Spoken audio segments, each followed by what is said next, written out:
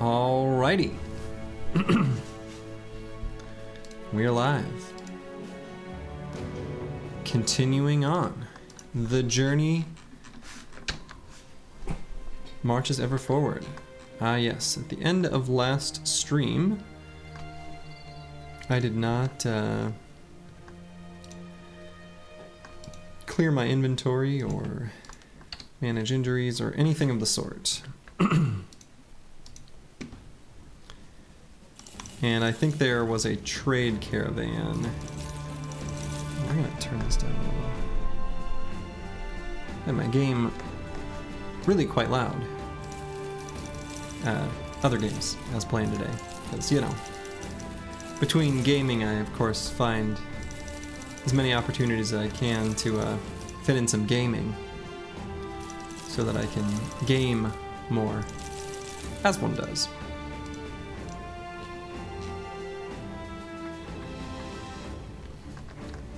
You know, it's probably... I was thinking about putting a heater shield as a backup.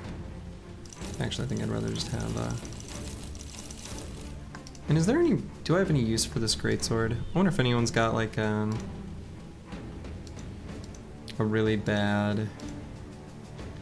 Yeah, like, the greatsword's probably better to use than the two-handed skull hammer, for example.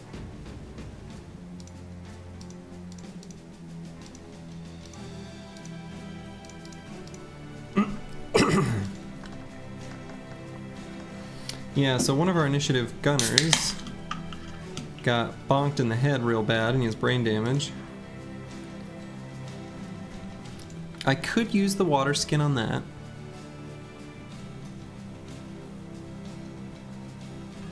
I could.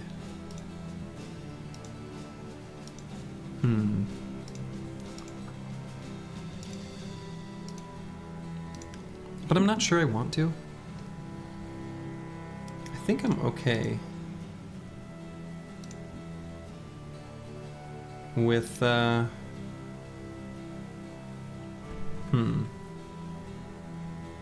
I don't know. I'll put off the decision a little bit. Okay.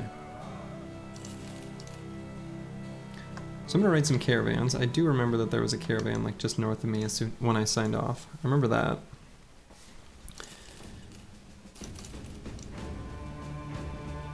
So I'm gonna buy just a little bit of food since a lot of that's about to go bad. Don't think there's anything I want to buy here. Coat of plates might not be bad. Same with the Salé.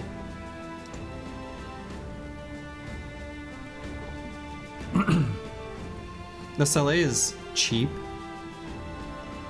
so if there's something I'm gonna get, the Salé makes the most sense. The coat of plates might put me a little too low to have like a comfortable amount.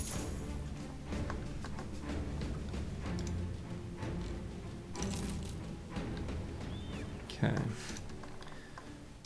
Do I want to treat any of these injuries? Definitely want to treat the cut leg muscles. You know, honestly, why don't I just go ahead and treat them all? That way I can get in there and do some fighting. Do some fighting. And yeah, I guess I don't need to do any training there. And let's see. Trading caravan.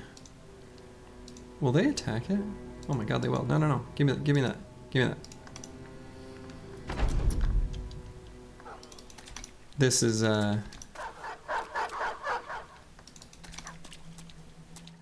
this is my ambition. You meanies?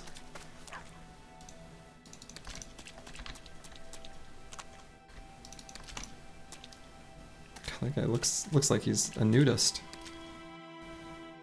Boy, there's no way I'm even gonna get in and participate. Honestly. Oh well. This will just simply let them actually. Caw-caw! Okay.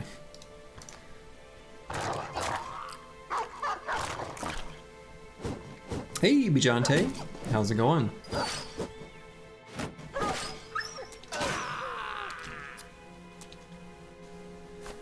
How's, stuff and things?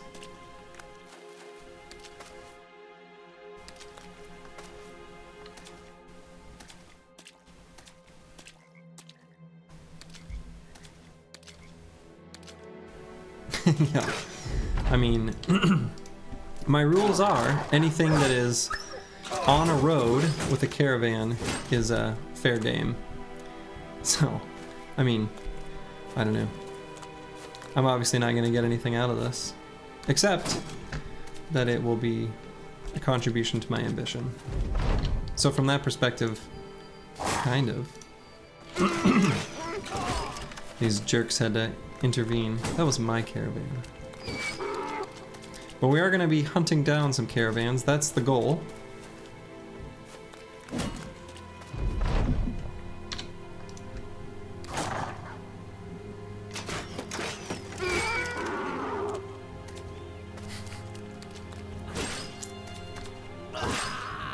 Okay. Got nothing out of it. And in fact, that doesn't count as... Okay, that was literally the exact same result as if I had never clicked on it.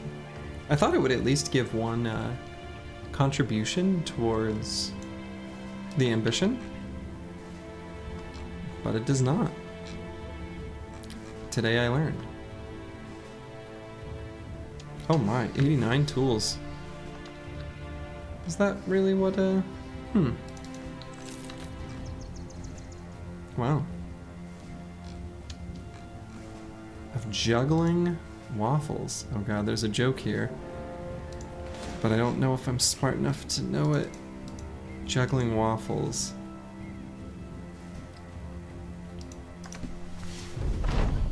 I like the setup, but I don't know that I'm smart enough to determine the answer. Juggling waffles.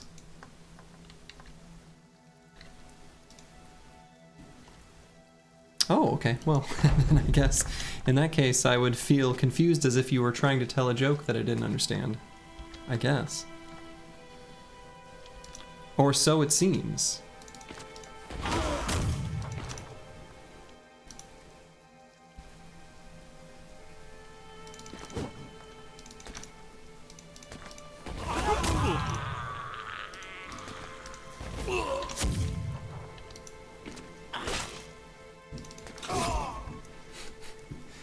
No joke, just a question. Man, savage. You brought the confusion and it worked. I thought for sure there was going to be something about, you know, preference for pancakes versus waffles. A tale as old as time.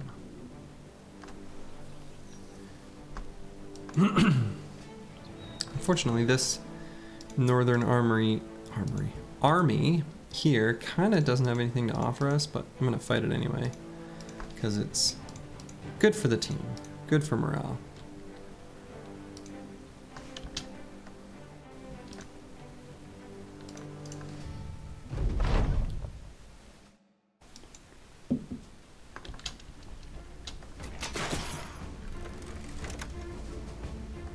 You know, much like pineapple on pizza, my preference when it comes to waffles versus pancakes is similarly weak. I like them both. That's it. I think they're both good.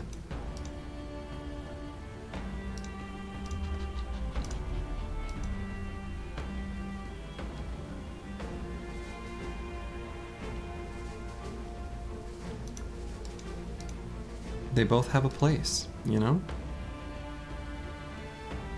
How do you win Battle Brothers? Well, you win with your own set of defined conditions. The game will prompt you after you carry your company through the first crisis if you want to end the campaign, kind of explicitly telling you, hey, you've reached what we had in mind for our ending of our game. However, a lot of people, myself included, like to fight the legendary locations, which are the extra challenging ones. So for me, I like to do those. And so a win for me is to defeat the Black Monolith, which is the most difficult straightforward fight. I don't think it's fair to call it the most difficult fight exactly, but the most difficult straightforward fight in the game, and once I've done so, I know I've reached kind of the peak of my company's strength.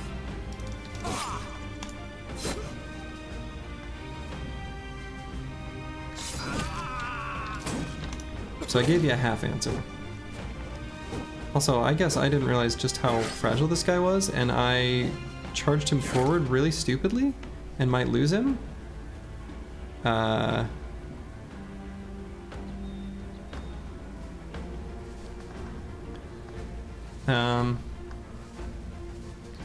Well, that might be how I finally use the water skin. Okay, that was just straight dumb, and there was no reason for me to do that. I was still very injured from a previous fight, and well,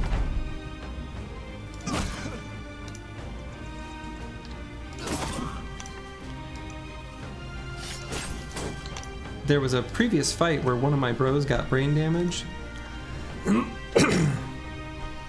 and it seems maybe I got it too. Oh, sure. Yeah, I mean, so if you're new to the game, I think your first objective should be nothing more than like, how can I survive? Because, you know, and keep gaining in strength and power. Because when you're new to the game, that's actually a big ask. It's like, it really is. I did hire the surgeon, yes. So surgeon is on standby.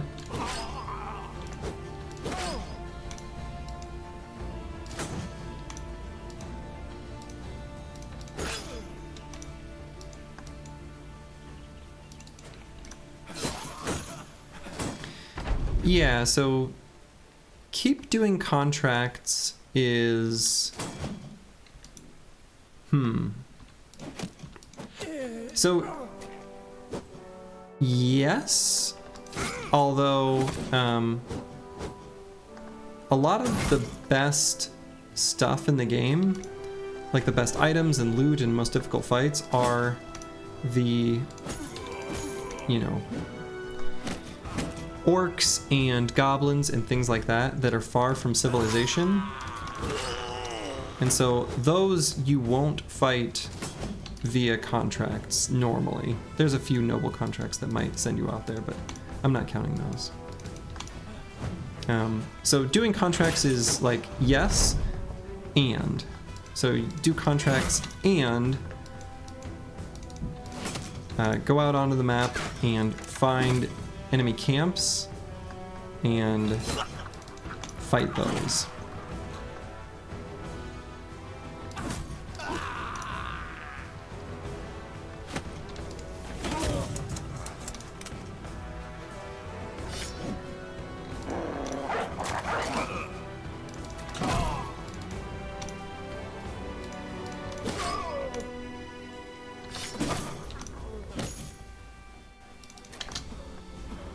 Okay, well I just was kind of like didn't have my brain on starting up the stream. So I did lose a bro here for no reason, or not lose a bro, but one where I really am going to use the water skin. Yeah, that's totally okay. I think I might know what Reddit post you're talking about, and that is a great resource. Absolutely share it.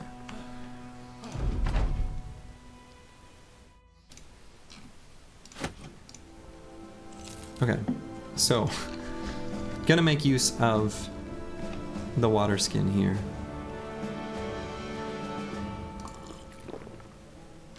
And fully heal that guy up. Water skin expended. So this initiative gunner with brain damage is no longer a relevant part of the company.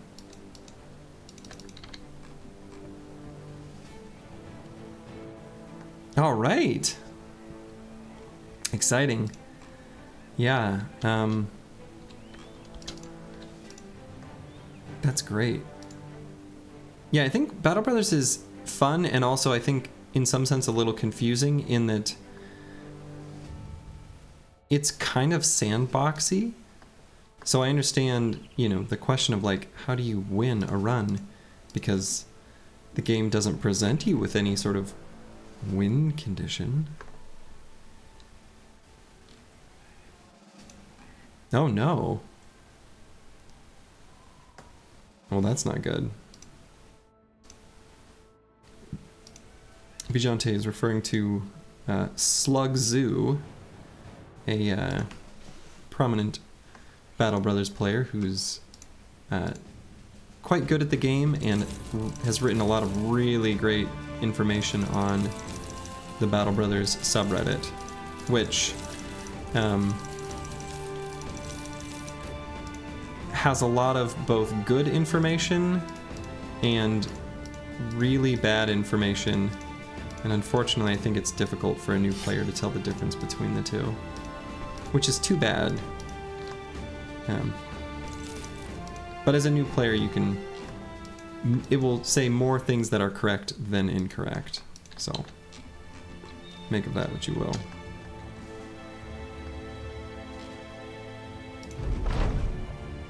Oh, all right. I gained inventory space. Cool. Finally got that event to trigger.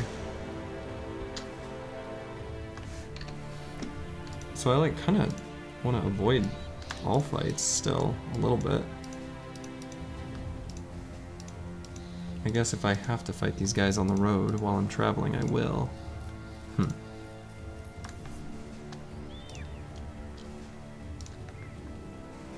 Hey Sins, how's it going?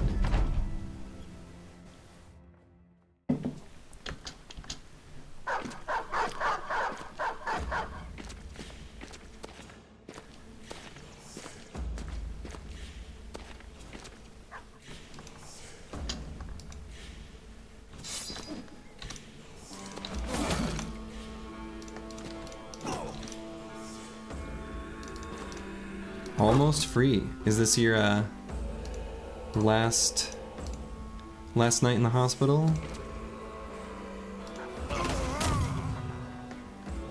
If so, that's very exciting.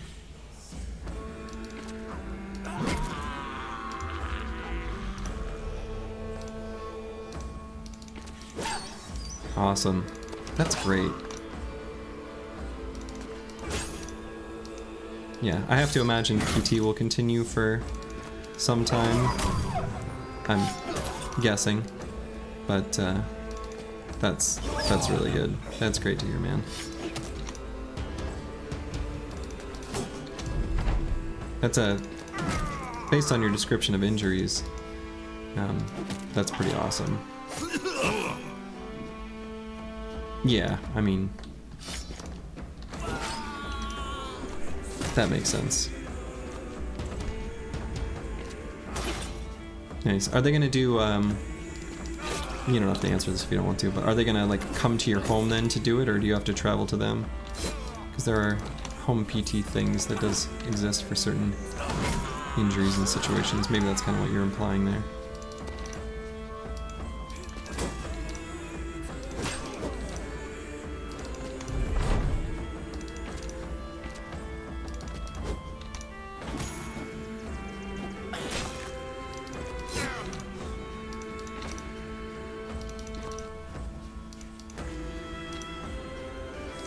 Sure, yeah.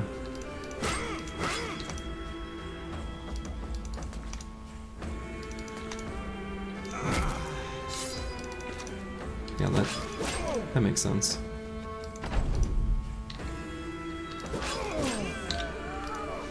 Yeah, that's pretty nuts.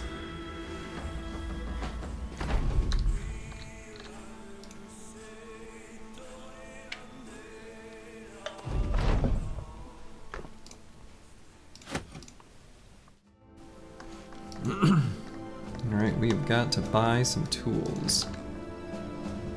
We got workshops here. Who cares about these fights? I need tools. Because I'm all broken up.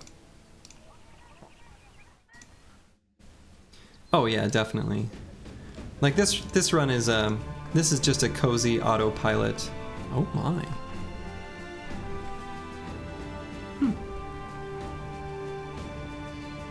Don't mind if I do. Yeah, this run is just a cozy autopilot. You know, we'll take some fun, interesting fights. But there's nothing that like I anticipate posing any relevant threat that would damage the team in any way that wouldn't be easily recoverable, basically. Like I could take a dumb fight and lose a bro or something. Very capable of that. But there's nothing that like, you know, is gonna set me back substantially. That's just, I don't think that's in the cards as a thing that even can happen, really. Not meaningfully anyway.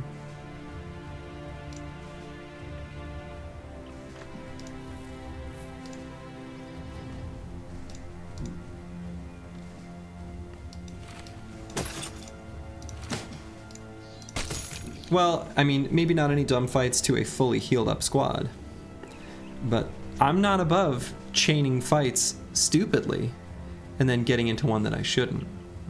Checkmate. Take that. But yeah, I mean, you're not wrong.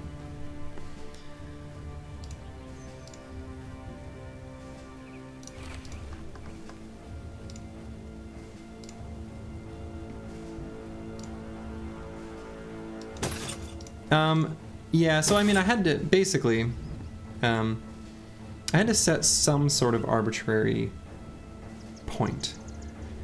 So, I mean, the last run I actually completed it at day 130.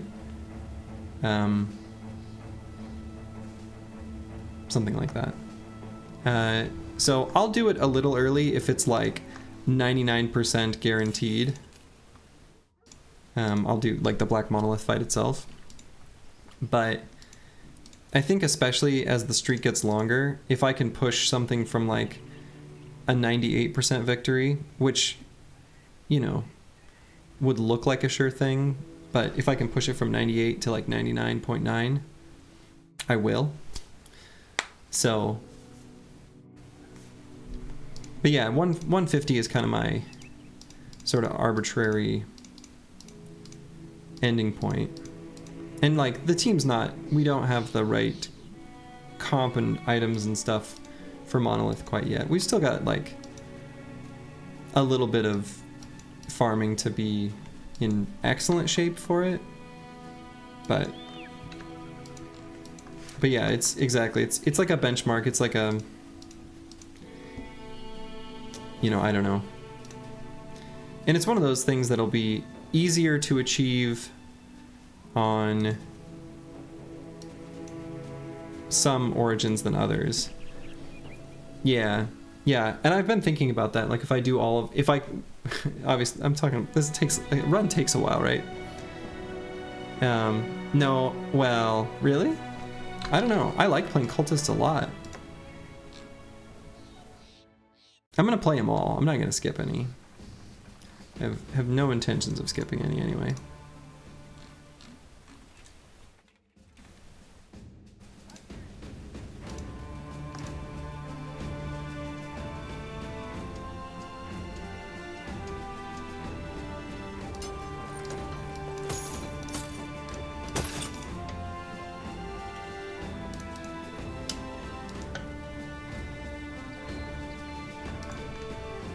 Why skip those two out of curiosity? What's the rationale?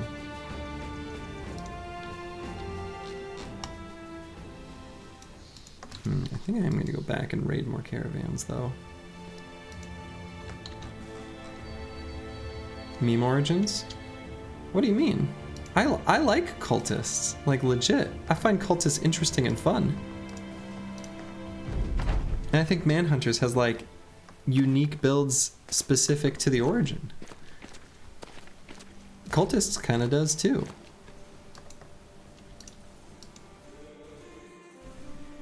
Yeah, I like Cultists a lot. That's one of my favorites. What do you not like about it?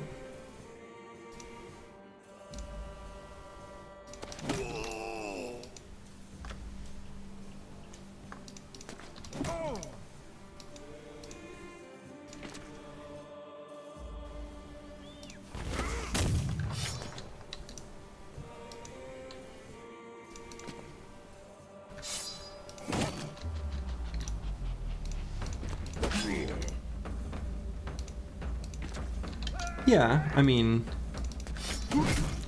I think that's in a way maybe part of the challenge is that I won't get, I won't be able to convert, you know, my ultimate god bro and get them to the final, like, Dovcool, like, level or whatever. But that, if anything, adds a little bit to the challenge of sort of managing that.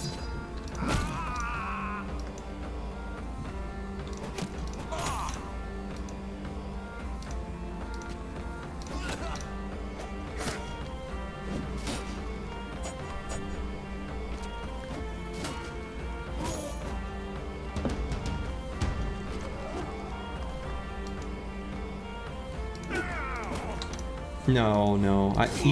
You have to recruit bros and handle them totally different. You have to manage their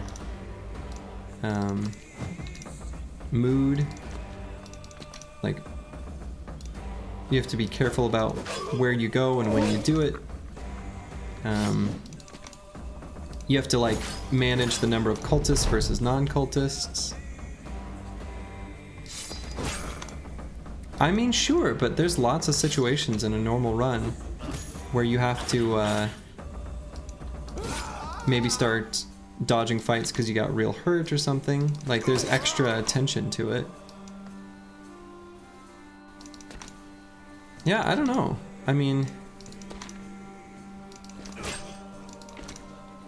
I don't know. I think it's a fun origin. I really do like it, genuinely. And I think there's real risk to it.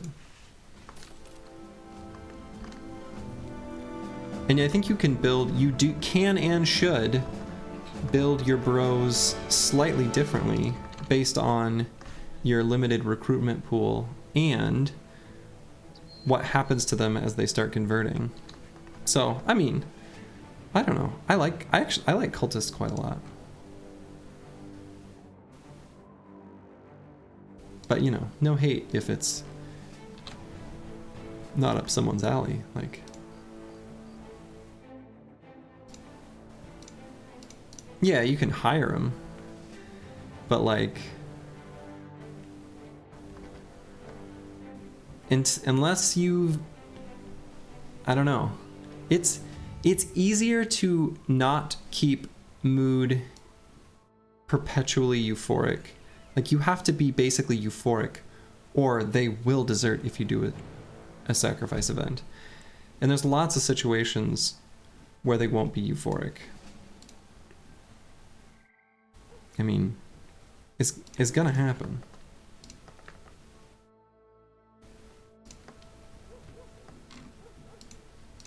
It's just the nature of Battle Brothers.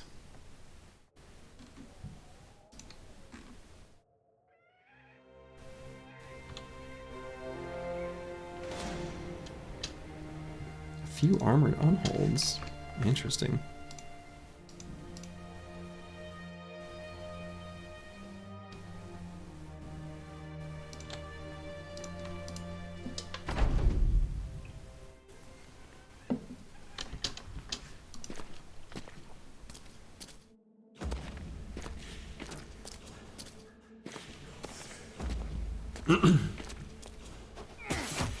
Oh, I mean,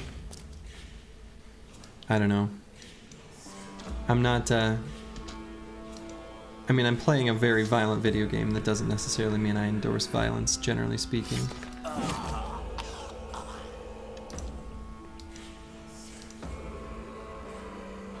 Despite the fact that I agree that Manhunters is a bit distasteful.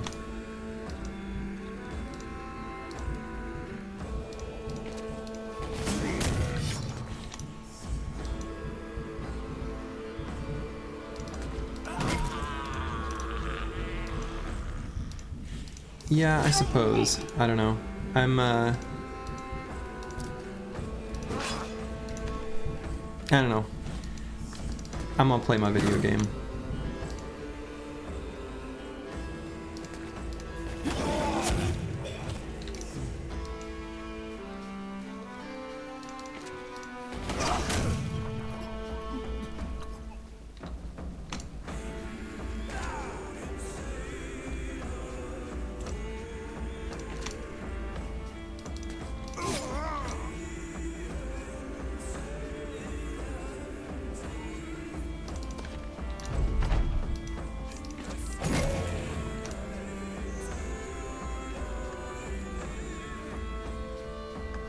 Right.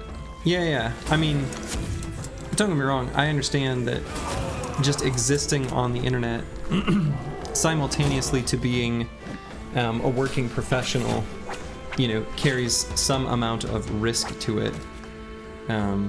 Like, I mean, it just does, right? Like, I'm not a professional streamer. If you try not that hard, no, try not to dox myself, but like, it's not hard to figure out who I am. And like, anyway.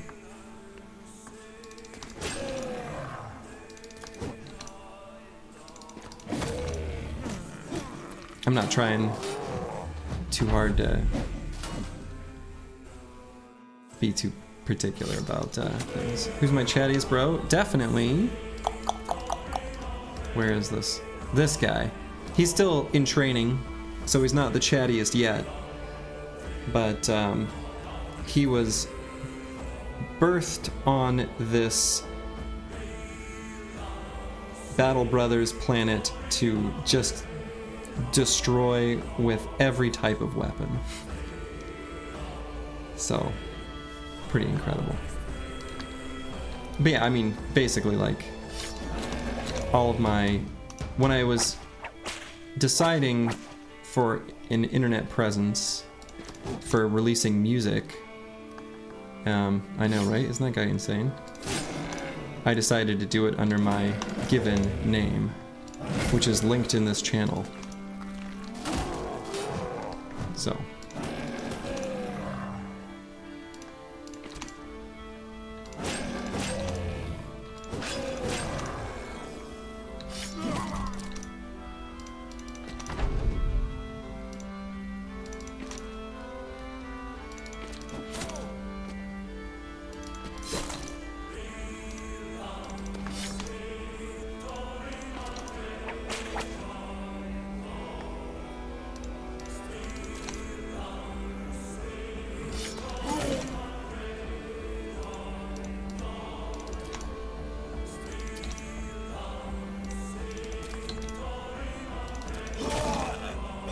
yeah, that sword, cell sword is, you know, what's funny is because when I recruited him, I was like, you know, I want to get rid of recruiter, I want a couple insurance bros, I don't really want to buy a cell sword because I don't want more ranged bros, and then this guy comes along.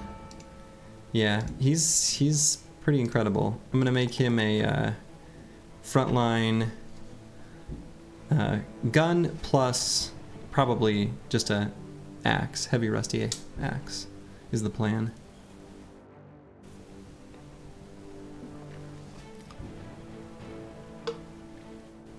Is being accused of juggling waffles worse than being accused of wrestling penguins?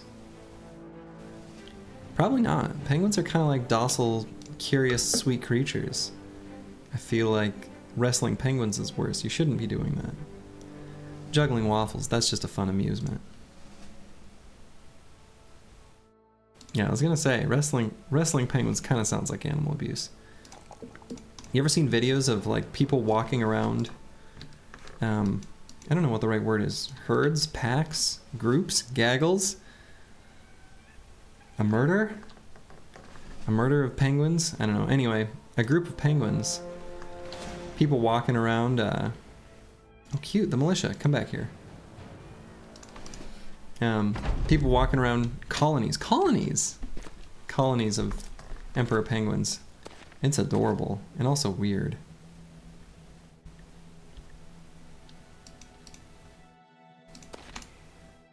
Oh.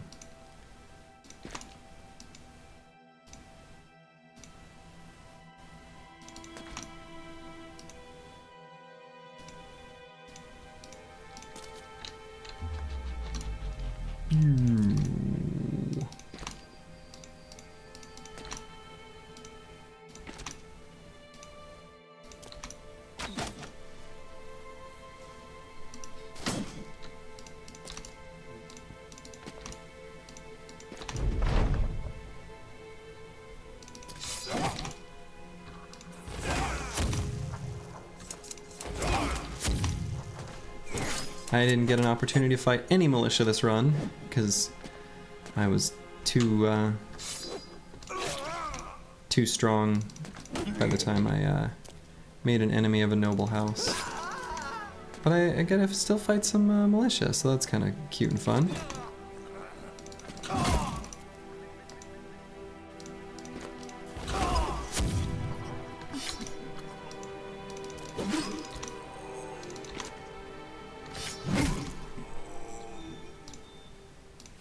Okay. Speaking of abuse, those poor militia never stood a chance. All right, let's get Zerk on our cleaver bro here, and I think we'll just keep pumping up his hit points to as safe a level as we can manage.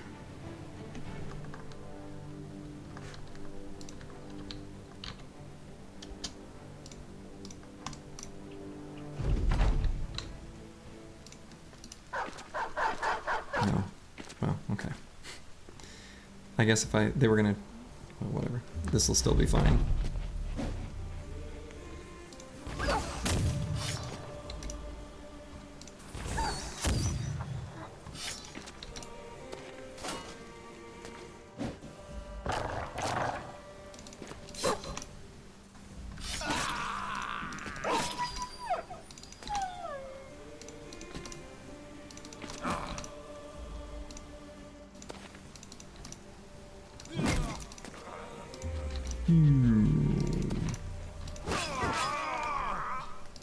Okay. Oh, they had some venison on them. They were hunting.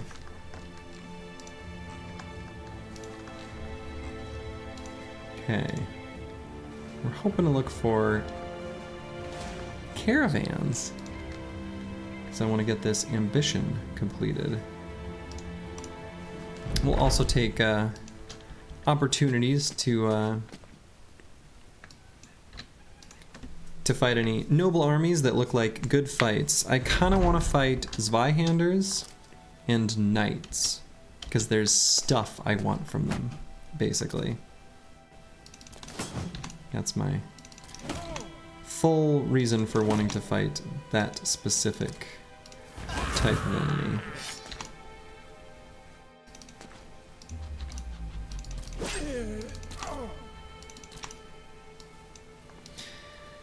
Well, so the purpose is, you know, I don't know that the purpose is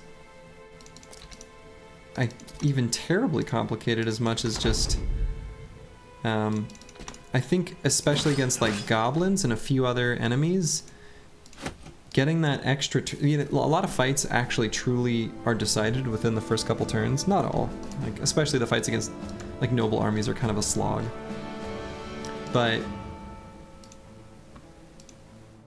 I was talking about the idea, just discussing things on the Battle Brothers Discord, and there's a Battle Brothers player by the name of Sergey who mentioned using adrenaline specifically on bros that have athletic because the fatigue requirements are so low to add it on to a fatigue neutral, because, you know, that 20 cost of adrenaline, you can still run the full distance and really only have 20 fatigue in the bank, and that's all you need. And then you can pop adrenaline and get a second turn. So it allows you to like get right in the face of goblins. It allows you to, you know, just get that second early turn to save tools on easier fights. It's like, you know, any quick fight, it's going to be really good. Best famed weapon, I think, is this sword. I got this sword from a champion knight just this morning. So it's pretty sweet. I actually haven't found too many famed weapons. Just a couple goblin swords. In fact, I think... the barbarian cleaver I got is really good too. Actually, that's I forgot that I got that. This is also like excellent, obviously. So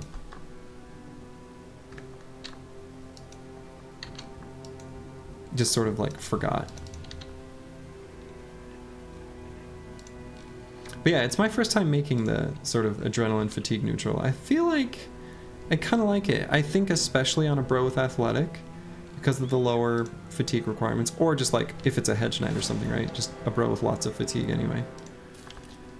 I feel like it makes sense.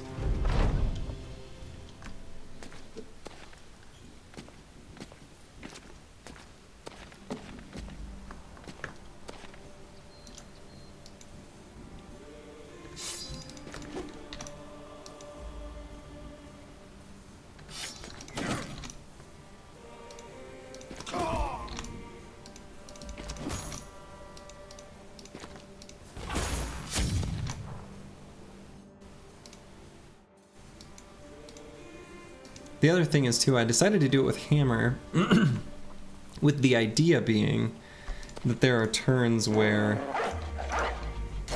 you can get in position for a shatter, the AoE attack, the next turn. That actually has not happened yet even once.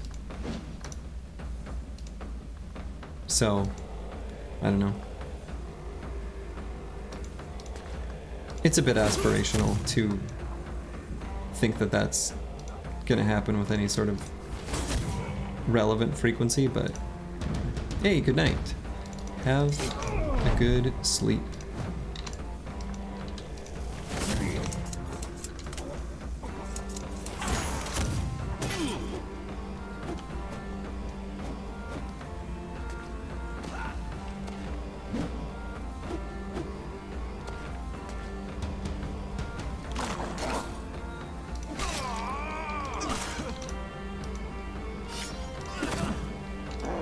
Should put that dog down before attacking.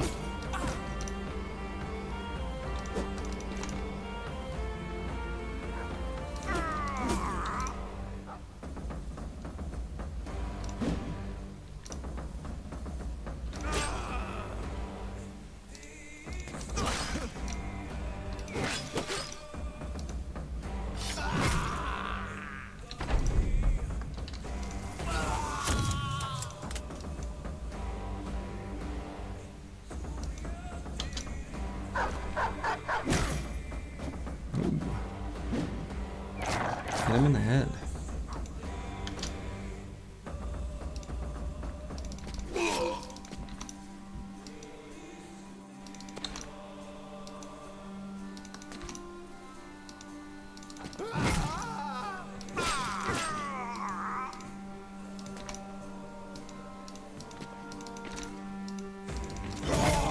The goofy thing about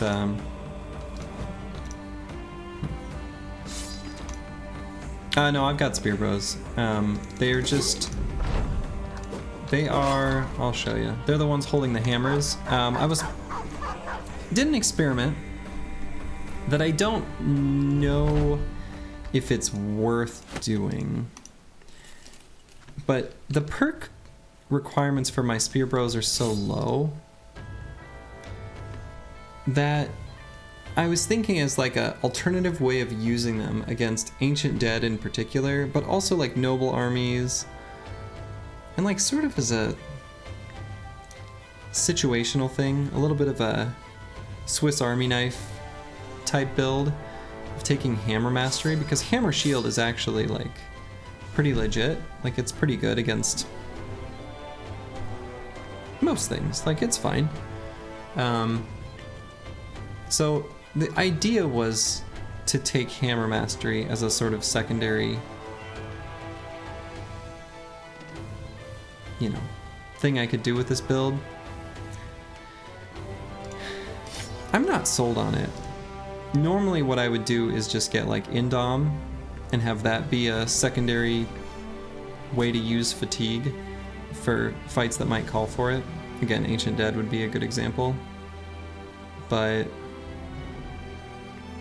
that hasn't really...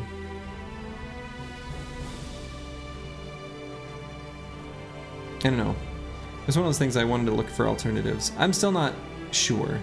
So I kind of need to workshop this a little bit. I definitely prefer the version with the shield versus unshielded versus like a duelist type thing. But the sort of specific build, I'm not sure.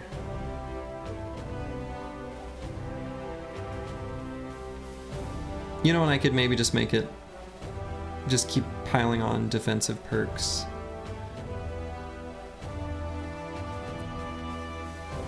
I don't know. If I'm doing an origin that starts in the south and I anticipate fighting a lot of nomads early, I'm not opposed to grabbing anticipation alongside shield expert, and then you're like, especially if you get a bro with high base range defense, then you're like absolutely stopping all arrows, especially if you can position in front of ranged bros in your banner. But I don't know. That's kind of overkill a little bit beyond the shield too. I feel like you don't really need anticipation with a shield and any sort of extra range defense. So moral of the story is I'm not sure, but I do have spear bros in this run to actually answer your question succinctly.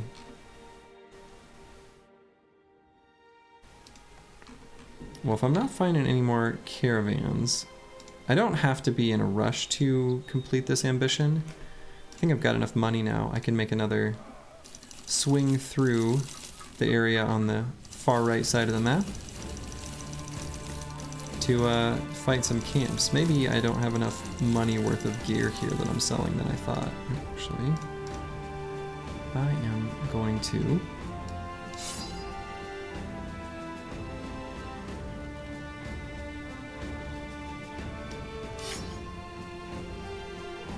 Sure, we'll arrange this guy like that. We'll give him a whip for the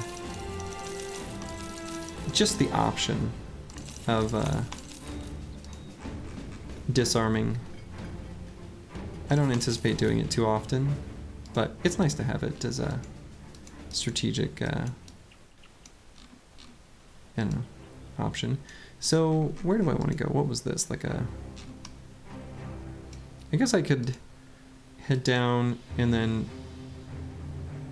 fight like a couple random things random camps that I didn't fight at the time. Go down here, sort of push my way east. I still don't actually know where Goblin City is.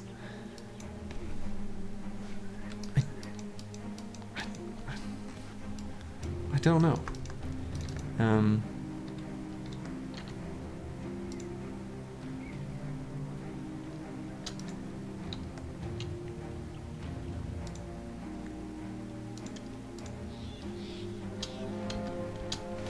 Oh, nice,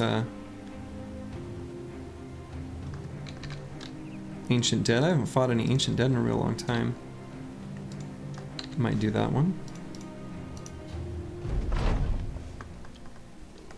Speaking of Ancient Dead, and we've got a decayed coat of plates here on this fallen hero here with a pretty, like, wimpy damage setup too. A little anemic. So we'll probably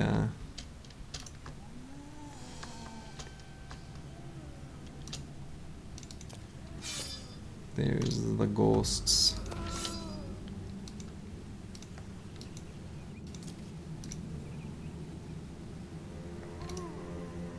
I can hear both rain and thunder outside my window. Oh! Named Shield, so not too exciting, but a champion.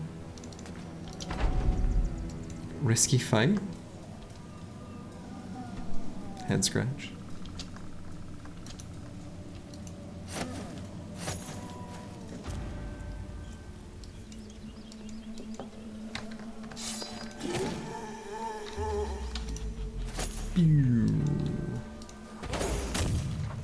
Okay, that's like, for some reason I didn't have my sarcasm defense on. I was like, well, there's a champion, I guess. I don't know. Like, am I misassessing this? I've had enough fights recently that I've been told were risky. That I thought definitely weren't. That that part of my brain isn't necessarily working.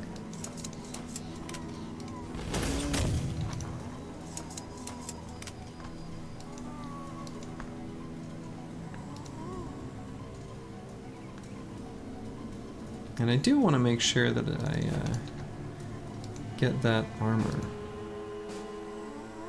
Let's try out this whip. Haha.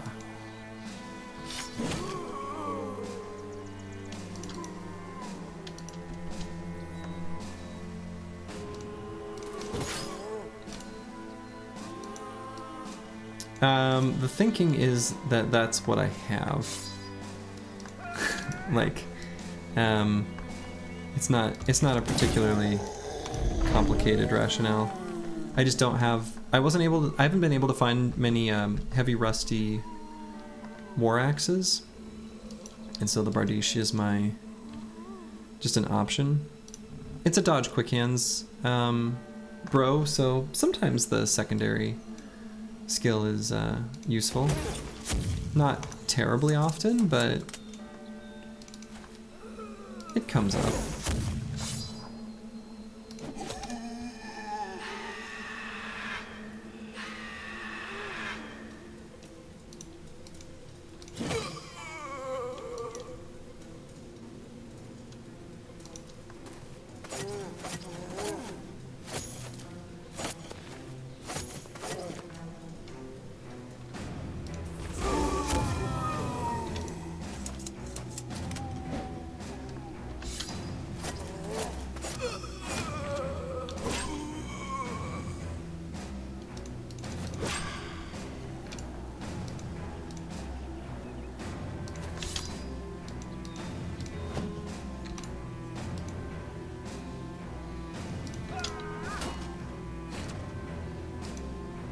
Wow.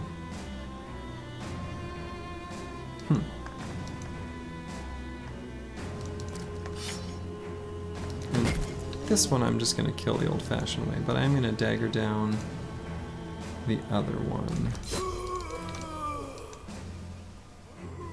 This guy. At least that's what I'm planning right now.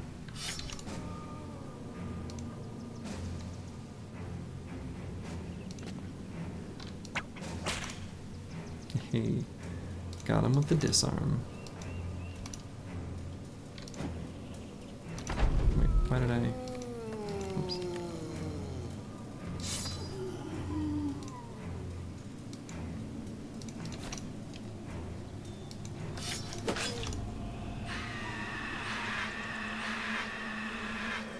Oh, don't cause morale breaks, you nerds.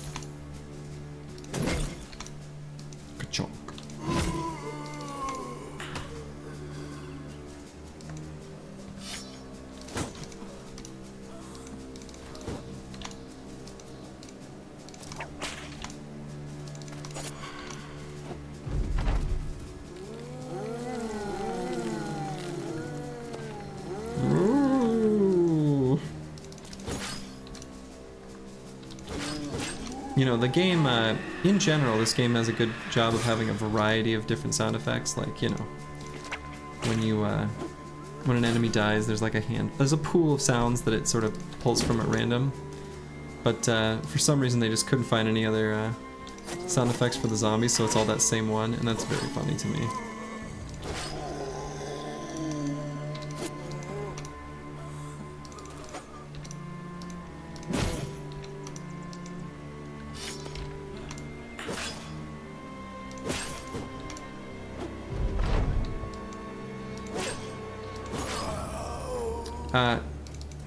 They're pretty close. In general, the heavy rusty axe is going to slightly outperform the great axe against any enemy that has armor. It's not a huge difference, but it's enough that you want to use the heavy rusty axe if you're given the option between the two.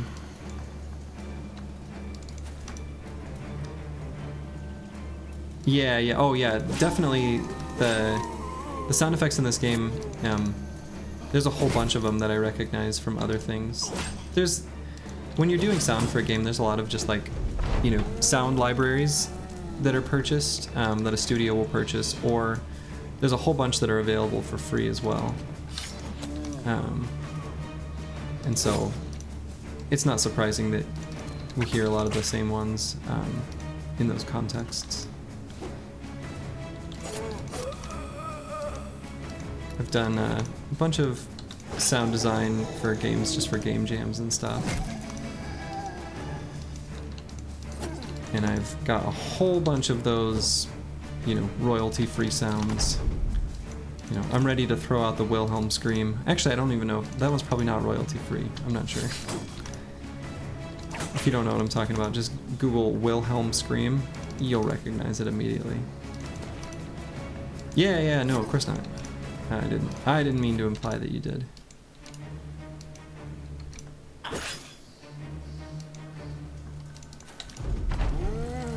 No, champion, get back down. Why did I run everyone away from you?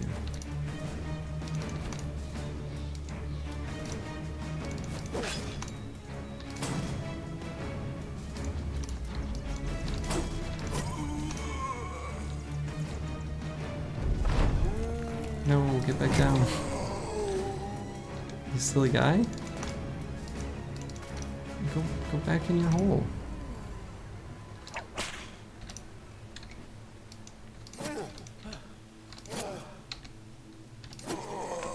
Okay. So we got the decayed coat of plates, and I don't know, like, whatever. It's a kite shield. I got a kite shield.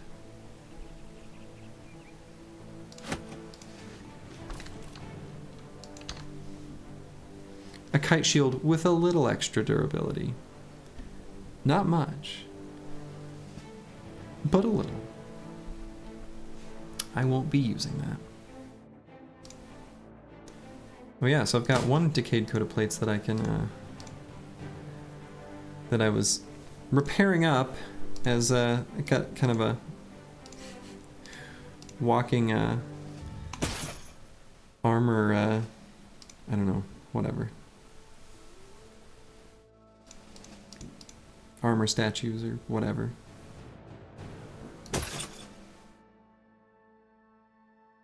It's almost not enough usable fatigue for this guy.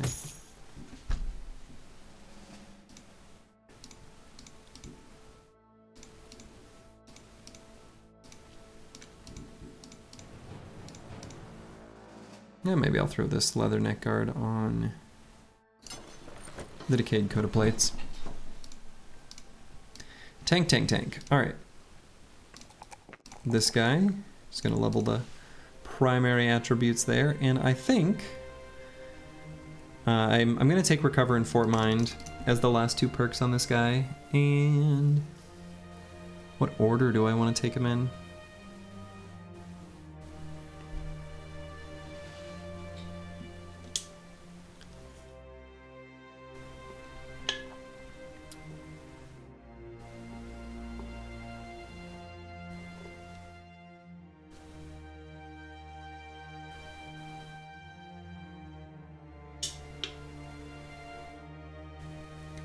Let's go recover. I think we can send him off against orcs and stuff like that. I think he's good enough. And with the 75 resolve boosted by Lone Wolf, I think he'll be alright.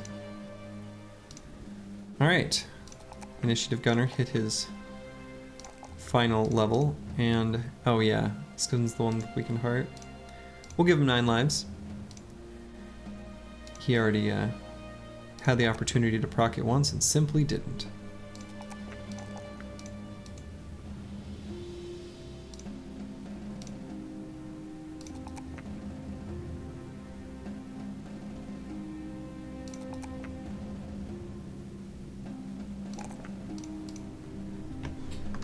Okay.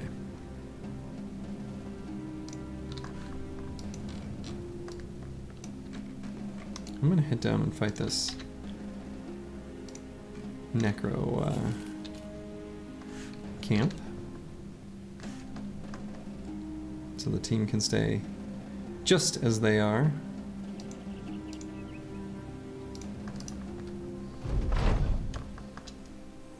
Maybe we'll get more Fallen Hero champions, or a Necro champion, that's always fun. You can fight Necromancer champions with names such as Roger the Wise. Instead, we're just getting a couple Fallen Heroes.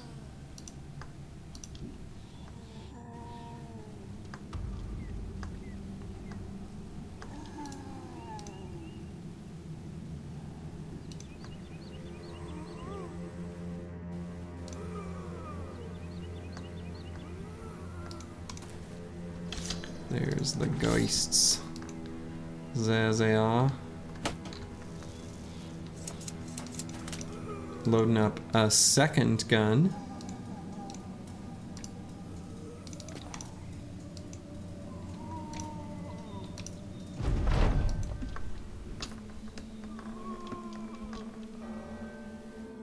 There's our pal, the Necromancer.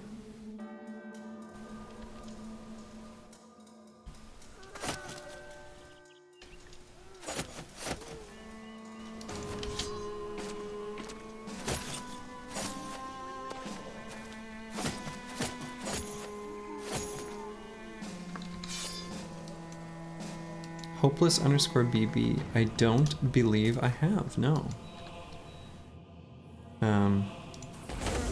Curious why you ask. Does he have a interesting playstyle or something of that nature?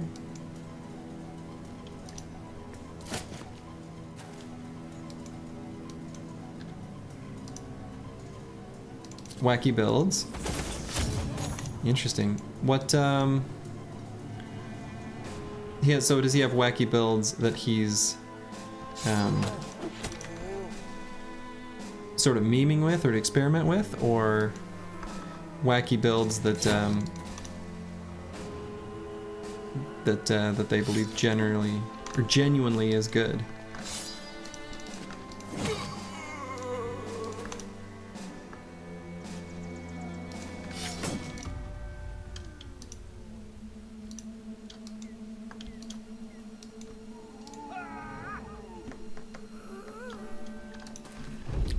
Hours is completely insane though. 10k hours is that is truly crazy.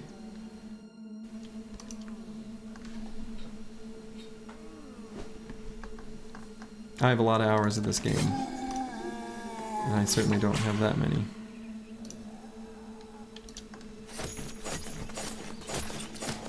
But I've only had it for a couple years. I have not had this game as long as a lot of people.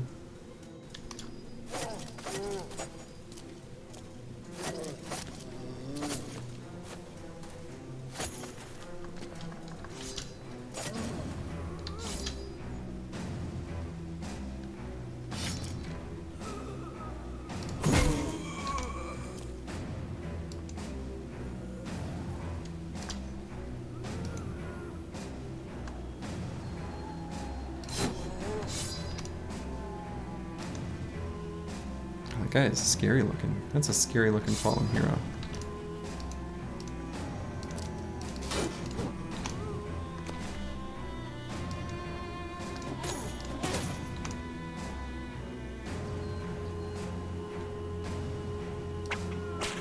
Haha, disarmed.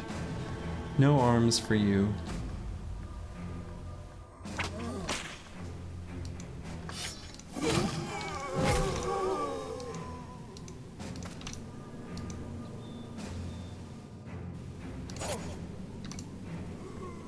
A full team of Swordlands bros. Nice.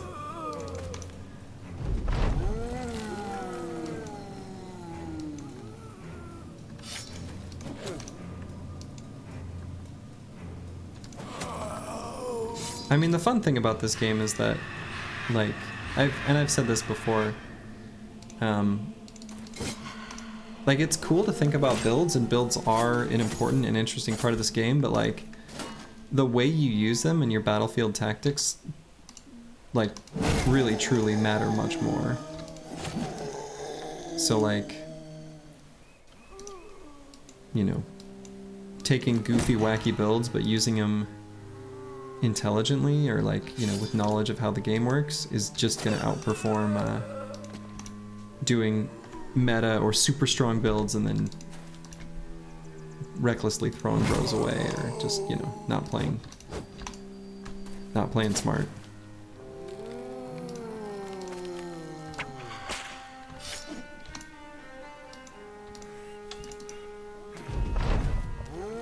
But yeah, that's kind of, I do think it'd be fun just to see how he uses it. Like, I don't think a whole team of Swordlands is good or a good idea, but it'd be interesting as a sort of hypothetical of, like, what could you do with it?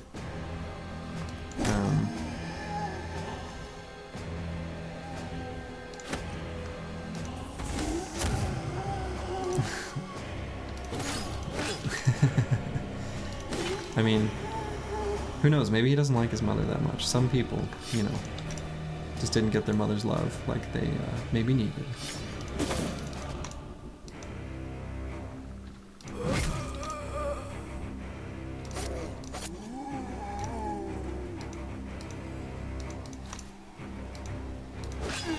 I wonder if the fallen heroes that spawn around the necromancer can ever be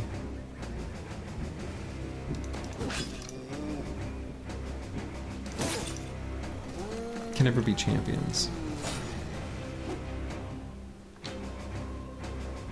Oh, we're about to lose our spear, so we'll be careful with it.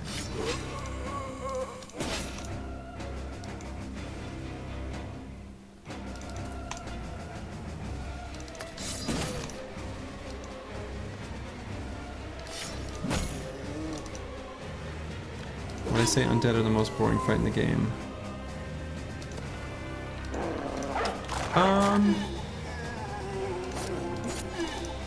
Not necessarily, because I think the most boring fights in the game are actually any of the ones in sort of the mid-game, like when your company is taking off well, and it's the right thing to fight them, and your company kind of needs you to keep progressing, but they are, like, trivial in their difficulty. Which, yes, those are often necromancer fights, but it's definitely not limited to them. And in fact, it's more likely that that's like a fight you find, you know, along a roadside kind of thing.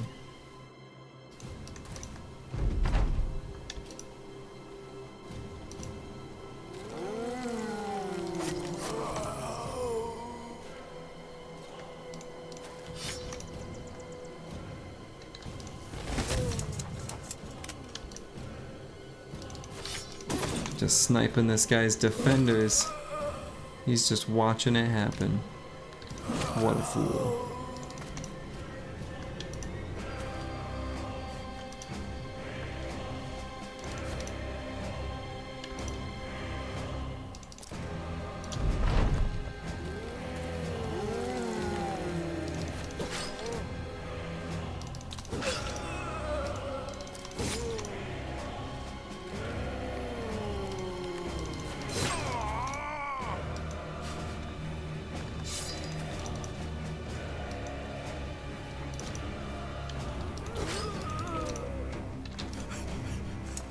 Ooh.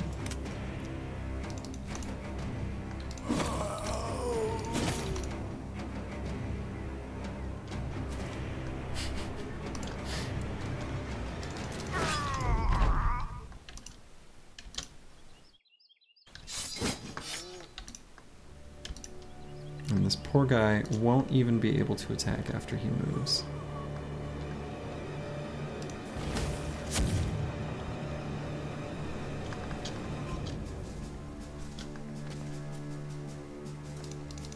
Not enough AP, he says, with a frown.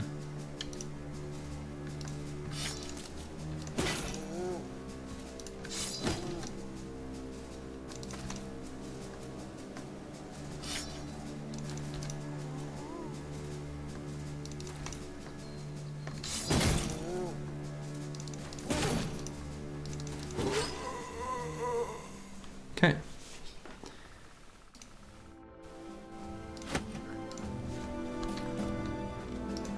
So, the question of the point I find the most fun is not the very first like 10 days, because those are not only a little stressful, but like where you really have to, you just don't know much about like the map, and you have to like, I think to ensure success, you have to kind of micromanage at a really low level.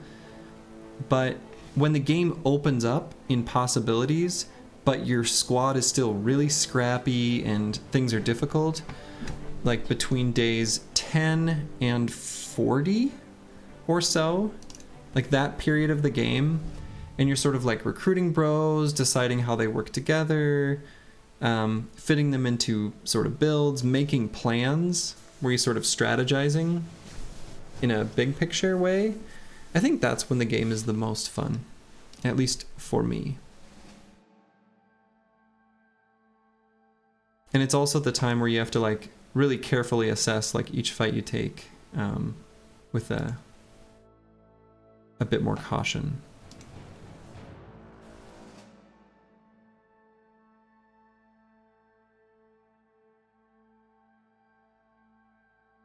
So like here, you know, the Great Axe and the Bardiche are not too dissimilar. The Bardiche just has a little bit lower damage and a little bit less effectiveness against armor. Of course it does have Split, which, you know, bit lower damage, uses more fatigue, hits 2 enemies. I don't know. I used it because I didn't have a Great Axe or Heavy Rusty Axe. I'll probably just rather have the Great Axe, but still.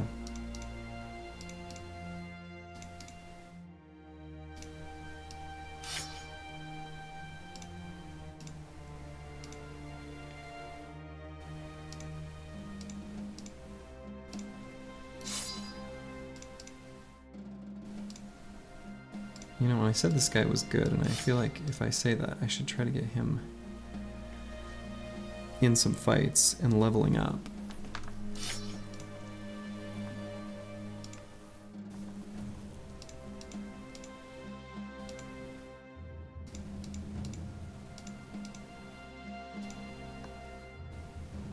I've got a backup fighting spear. But yeah, I should also use this. Well, alright, so this guy, good TBD sword duelist. Last I left off, I was talking about how I kind of think he could still just take Forge.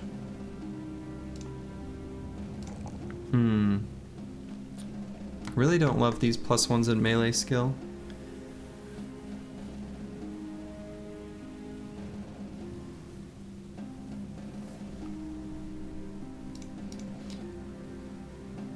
But yeah, I mean, sort of what I'm looking at is he's got all the offensive perks he needs.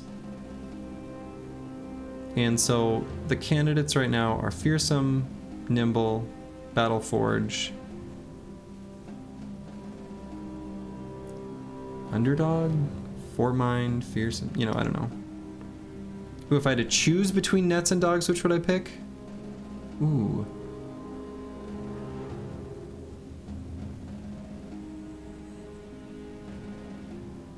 dogs because they can be reused. But yeah, assuming I'm picking one at the exclusion of the other, I'm gonna choose dogs. Hey, Sergey, hello. You'll be happy to know. Let the record state.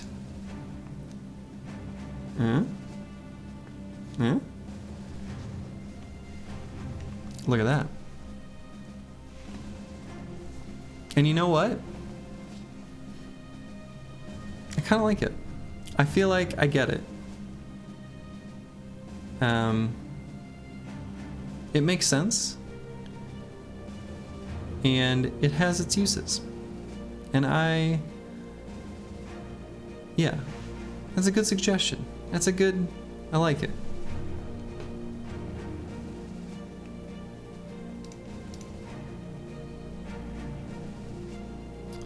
But yeah, this guy, trying to decide.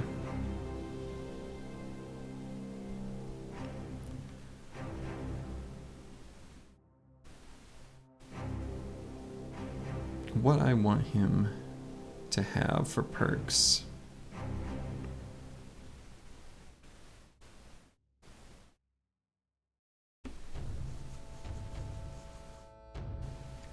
He really can still just be Forge. He really can. And he's got so much fatigue because, you know, I didn't level it even once. Never needed to.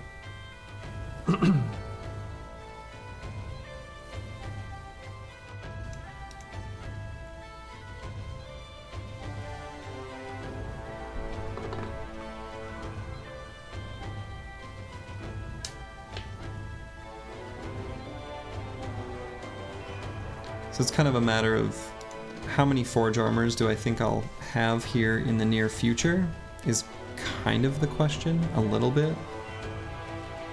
And I mean, the Decayed Coat of Plates is like fine. You know, they work fine, but Brow Nimble. I mean, I'm pretty sure with this hit point pool and Nimble, I'm already immune to injuries.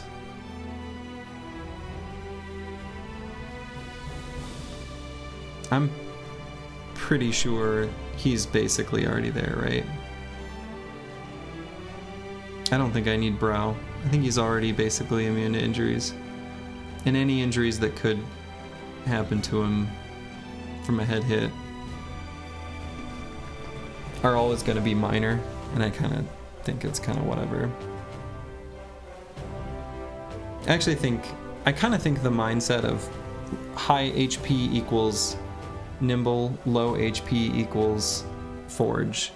I'm not saying that you're implying that, but that is a fallacy that I think is easy to think. Like, it's an easy way to imagine how the game works that I think is just incorrect. Usually your Forge bros are the ones you want to have more hit points. In general. Because there's just so many enemies with armor penetrating damage.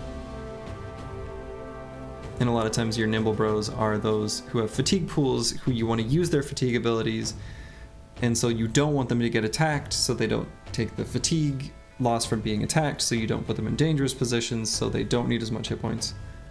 Hand wavy, but you know.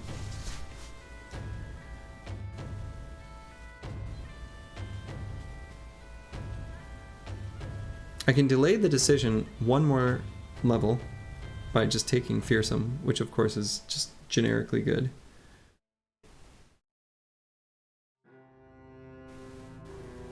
But, I don't know.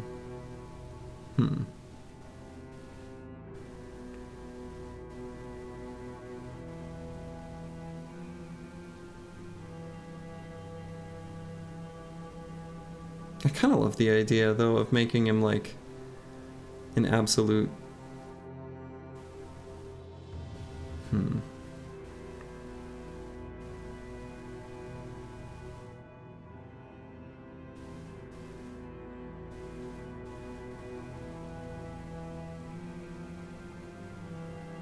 don't know, kind of just having, like, decision paralysis. I'm also having decision paralysis on whether to take this +1 in melee skill. I think I do.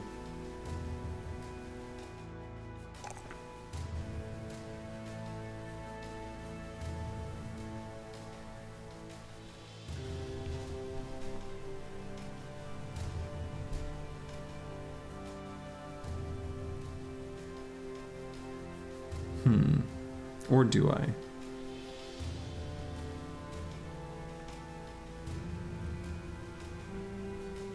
Oh, interesting. Yeah, but I mean, I think the head injuries that are going to happen, you know, you got to get hit in the head. I think that's an infrequent enough consideration that I'm not too worried about it, but okay. Good to know that that's the threshold. But I'm not going to take... I think Brow plus Nimble is just a mistake. I don't think that's good. Like ever. Almost ever. Very rarely.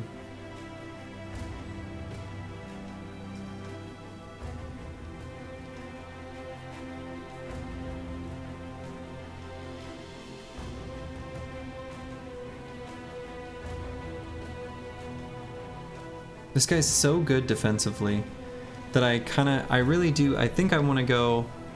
What I think I'm going to do, I think he's going to be like a fatigue neutral, very hand wavy, but I'm going to take Forge and Underdog and go without 9 lives or Steel Brow, and he's going to be so hard to hit.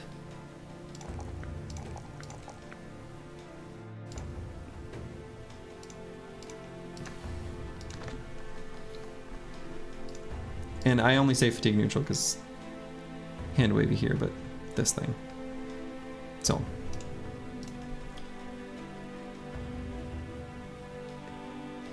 He's not really fatigue neutral, but he's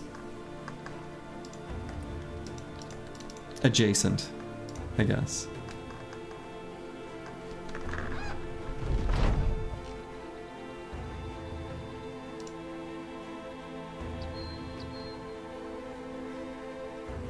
Don't I have, there we go. There it is.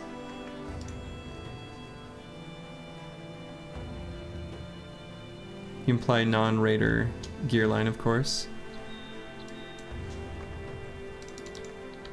What gear line would you refer to then? Like what specific set?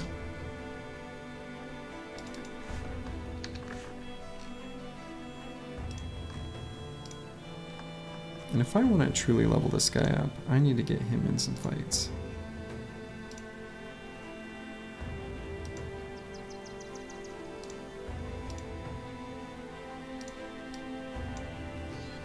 If I say I'm going to level this guy up, he's got to participate. So let's get him in there.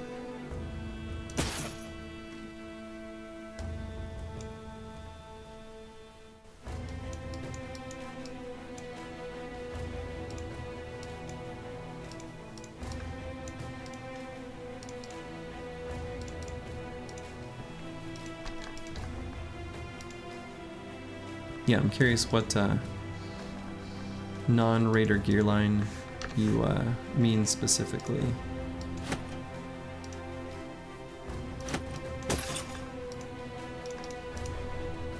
$40 hat and some crap. Yeah, okay, I gotcha. One of the no fatigue hats.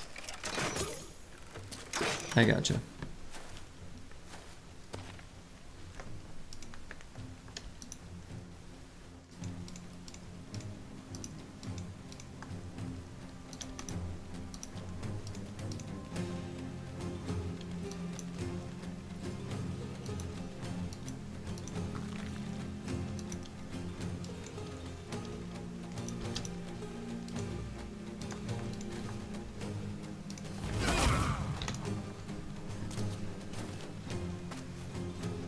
This is really not much of a Briggy camp here.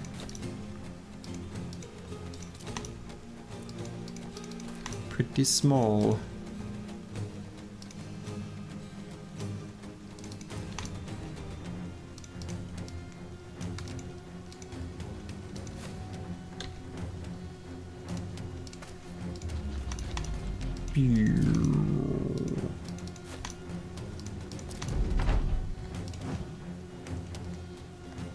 Boo.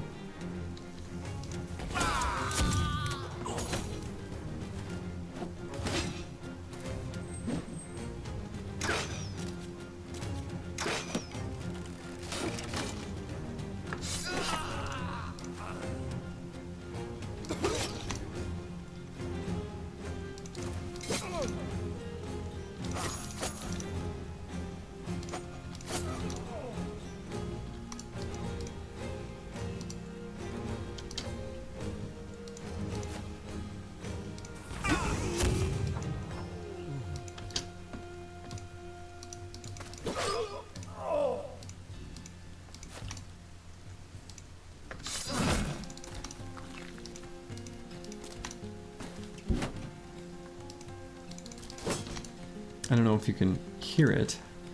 Hopefully not, but there's random fireworks just going off behind me.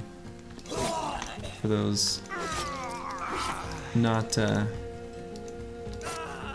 the United States, it is the evening of our 4th of July, the celebration of our independence from England, and so people shoot off fireworks.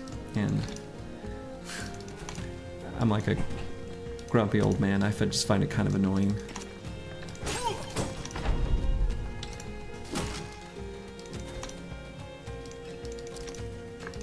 But partially that's because I've got dogs, and the dogs absolutely hate the sound of the fireworks because it is very scary to them because there are explosions nearby.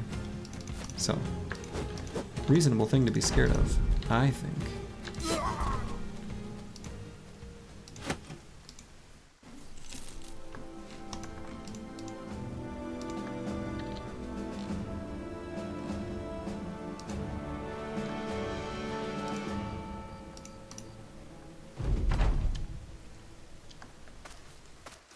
Old brigand thugs.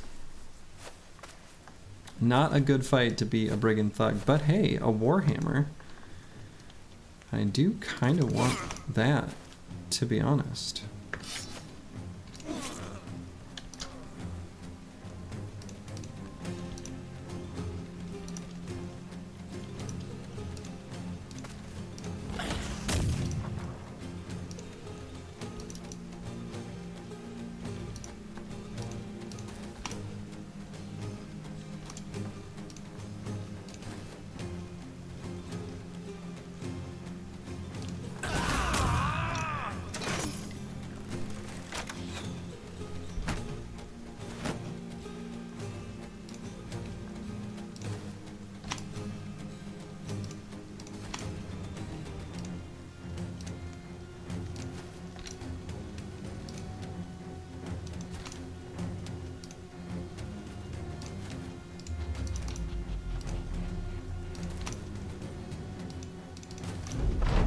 We're gonna try something here. That's satisfying. If only the shatter ability on the hammer were a little better.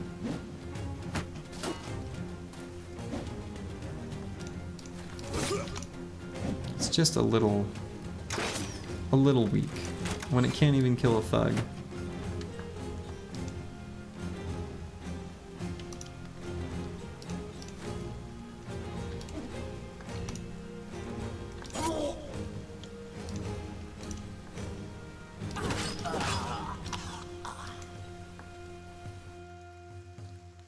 Should probably get this guy like a long axe or something instead of the double gun.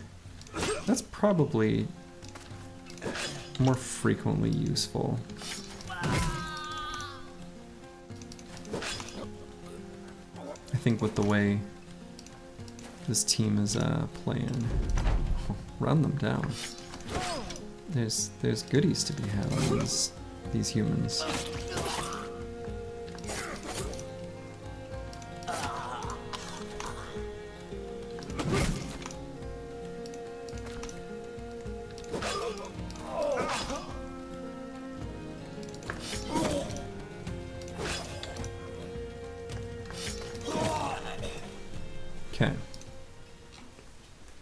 got a warhammer, which I do want.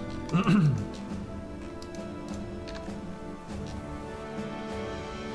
gonna throw that in the backpack of one of my spear bros that I'm having to hammer stuff as a secondary duty.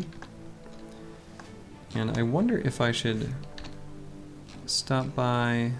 Yeah, I've got something I can craft, and maybe I'll sell off the super cheap stuff that I've got in my inventory, so I don't have to make it all the way back to a excuse me, all the way back to civilization. It's been a hot minute since I've been down in these areas, you know, these cities in the sort of Badlandsy sand desert type area at this point in the run could start being attacked by lindworms, and that's not a bad, you know, type of quest for me to take, because I'd love to get some lindworm attachments for armors. And I've got the unhold hides as the component to make it. You know what? I'm just gonna sell all this stuff. I'm not gonna sell the books and coins though. I'm gonna hang on to those. So we'll see what these missions are. I'm probably just gonna say no.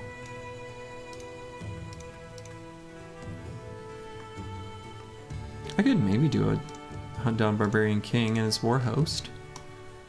That one I'm a little more tempted to do. I kind of like that mission.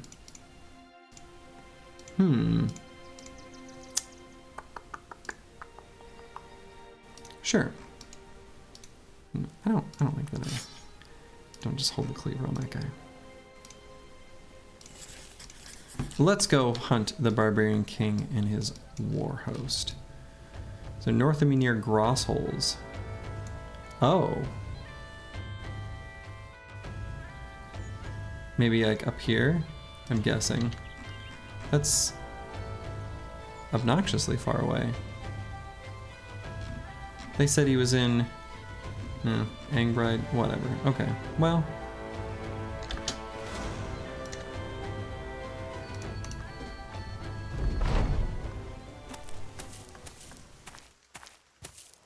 I'll still make my way there.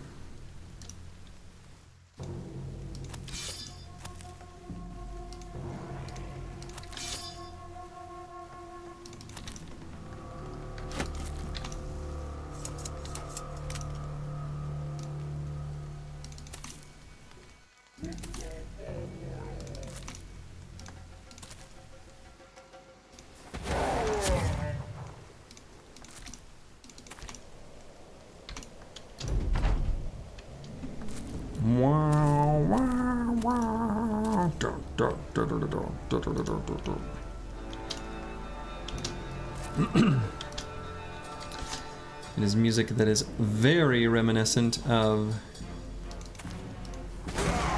Mars from Gustav Holst's Planets Suite. It is undoubtedly part of the inspiration. Yeah, Barbarian King quests do give so much money and loot. It's true.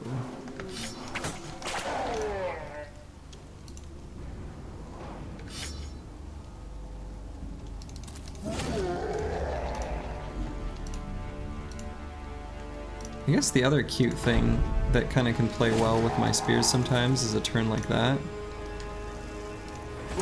where I'm able to maintain spear wall and when he's super slow do an attack at the end of the enemy's turn and then the start of the next one. Alright, let's just charge forward.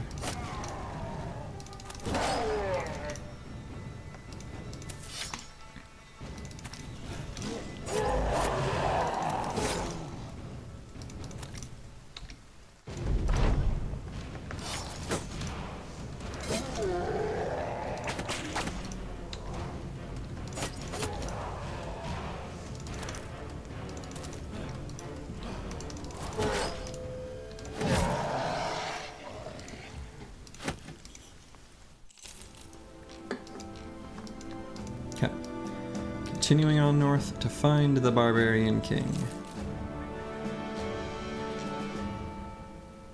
who is way up here somewhere.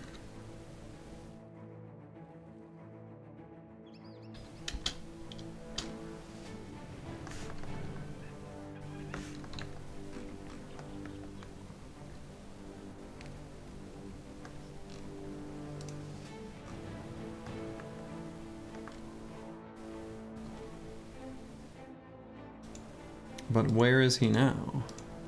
Wonder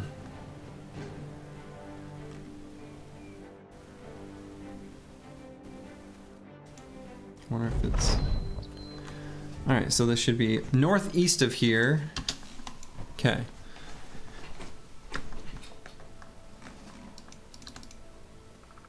Yeah, those are the footprints, because there's no info when you track over them. Ooh, okay. We've got a named piece of item from this chosen champion. We'll definitely be doing that. And so, do I cycle this guy out? Or do I? Yeah, I think I will.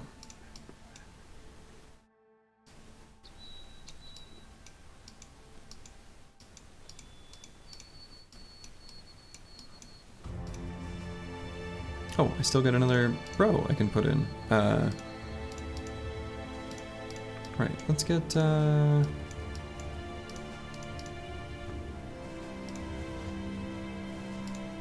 sure, this guy. Bujante can step on in.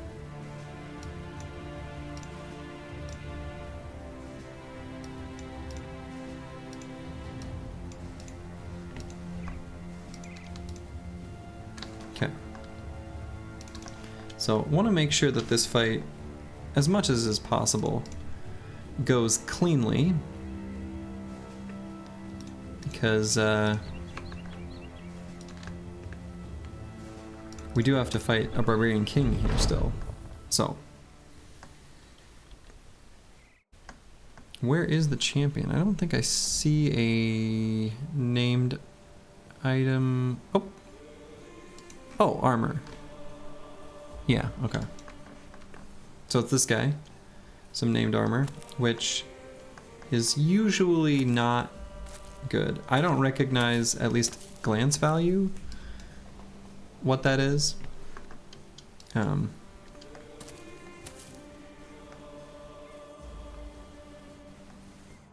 Okay. So depending on where these cleavers go, if they don't occupy one of these two hexes. That's true. It can be, that is true. It can be nimble, nimble forge armor. I don't think I'm gonna do the nimble brow, but.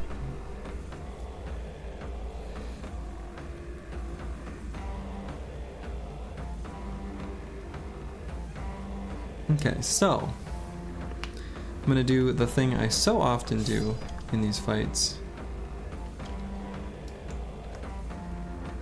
which is sort of retreat around the edges.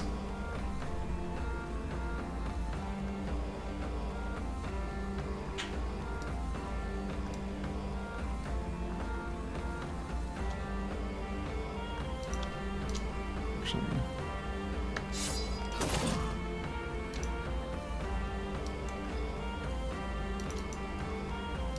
yeah, this is the key fight where spearmen are just great. Whoops. This guy didn't have. I thought he had quick hands, so I was gonna swap attack and run away. Whoops. So that totally screws up actually like everything, because he's gonna get engaged in melee contact. Unless I take a step up here with this guy. So, gonna have to improvise a tiny bit up here, up there. And can tuck in underneath. Okay, well, this'll be fine. Not what I had in mind.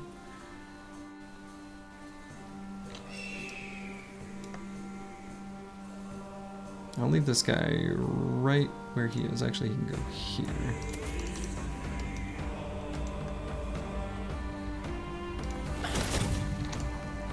I'm gonna shoot and reload so that I can maybe get in position next round.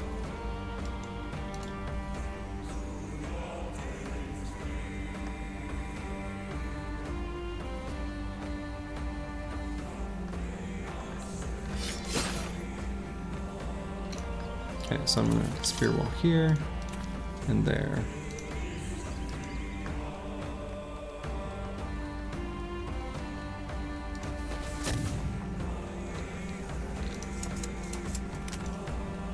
And this guy, I could go here. It's still just far enough away that it keeps Lone Wolf active. Right. And I can just hang on to this champion. Oh, I don't have Pathfinder. So I should not have waited with this turn. A bunch of mistakes. Kind of dumb ones.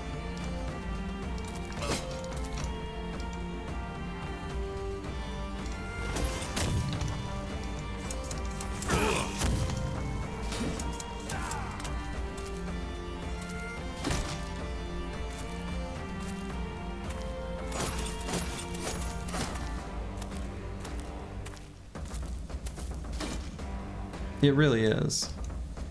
It really is. Okay, so up here is definitely where the most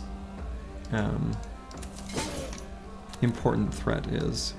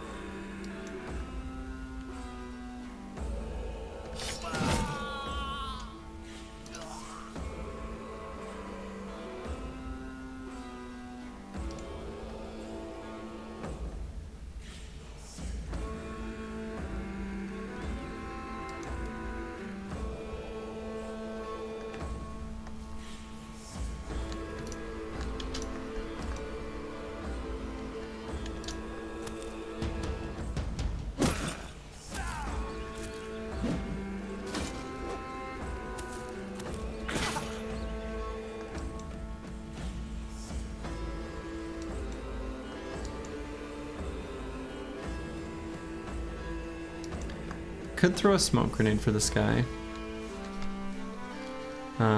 Which I would have liked better if I was able to attack and move to a better hex. Which I suppose I could do if I move him as well.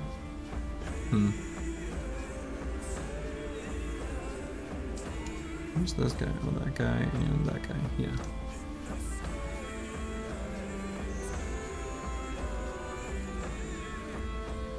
Yeah, so I'm gonna pull out the smoke grenade there.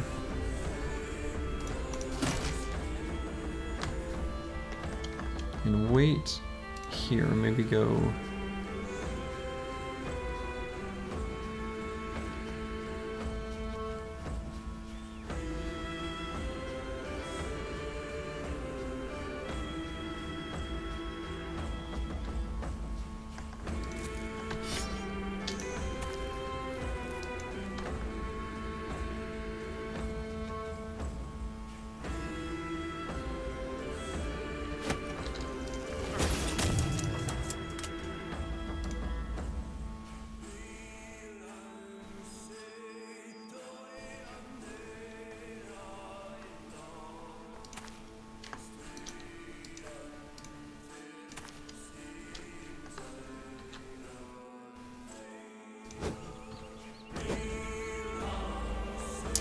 disappointing. How's this shield holding up? Just fine.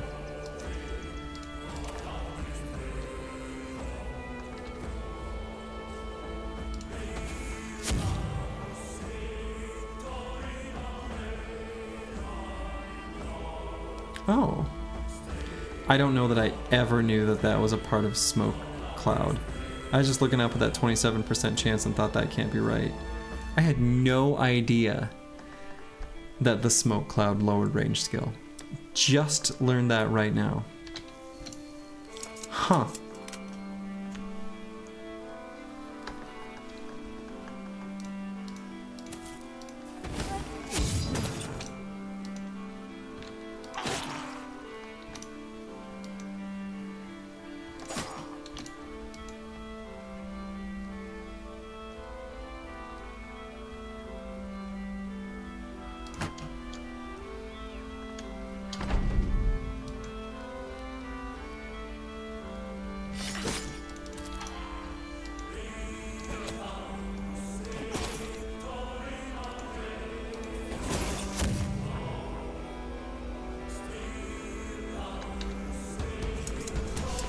This was definitely not a fight that had a strong showing for my spear bros. Not at all.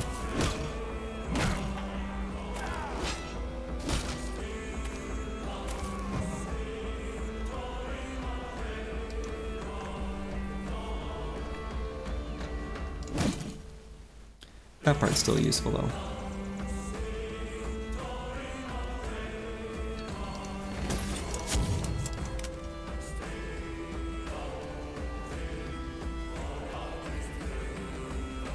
As is that.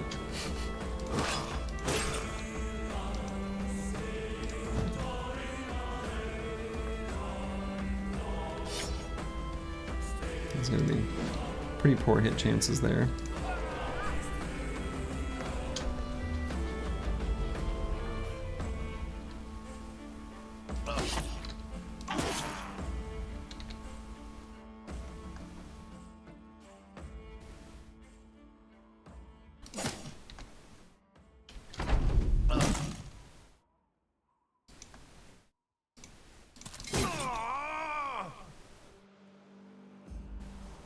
Fractured skull.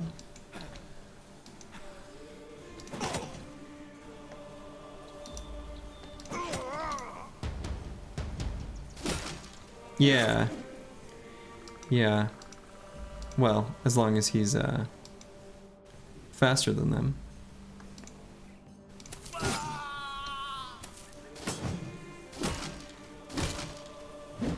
Okay. Gonna definitely have to get out a different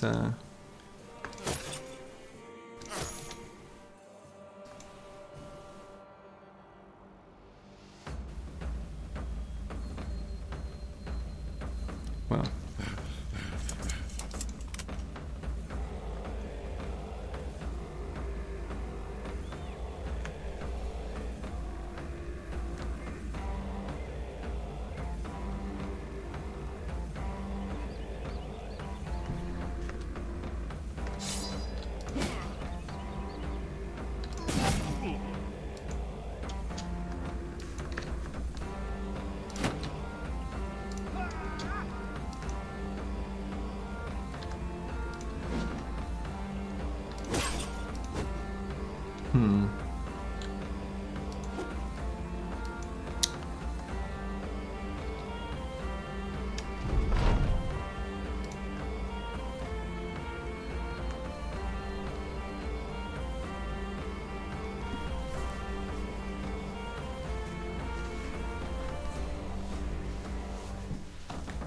Oh, I see. Interesting. Let's see, does that guy... Alright, this guy still does have 9 lives, so that's good. He is gonna proc it.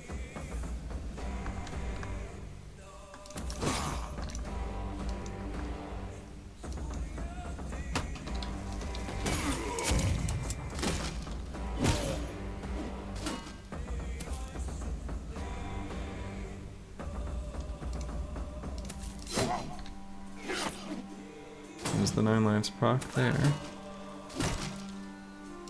The team is going to be in real bad shape after this fight.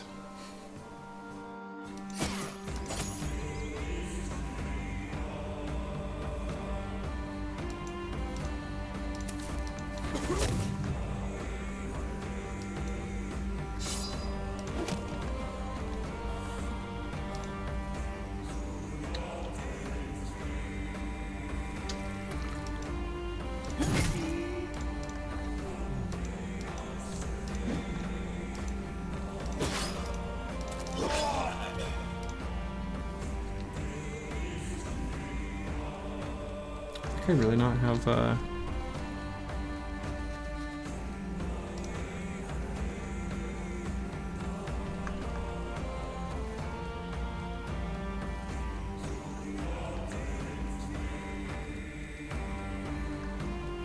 Huh, I thought I tried to move somewhere that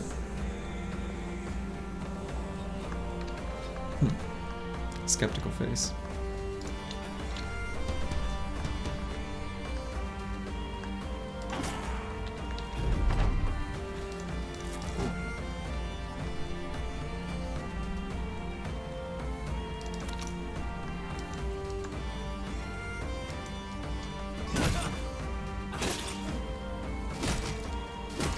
Get hit on the recovery turns.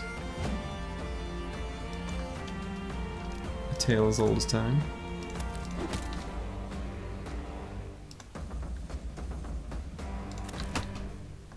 Oops, that's not the weapon I meant to swap to.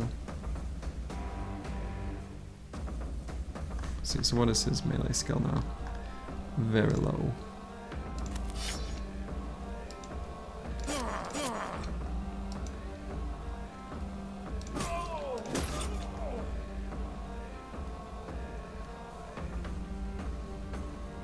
Oh, I see.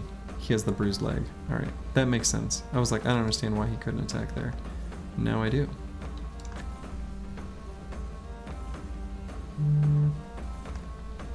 I feel better about just giving that guy a thwonk.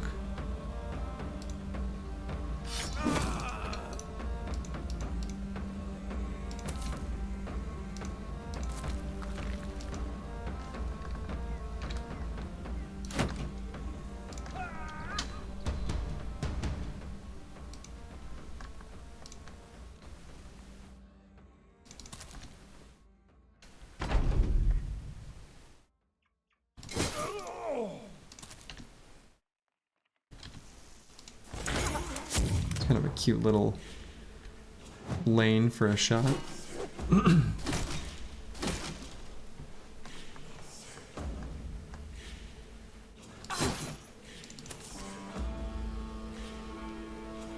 Yeah.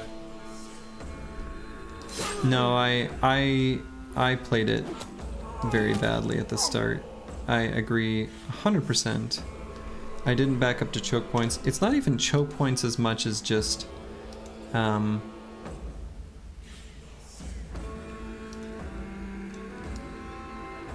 mean, yeah, I mean it is choke points, but it was like I needed them to not move to the edges as I let them, and that was a huge mistake. Because this shouldn't have been that difficult of a fight, actually.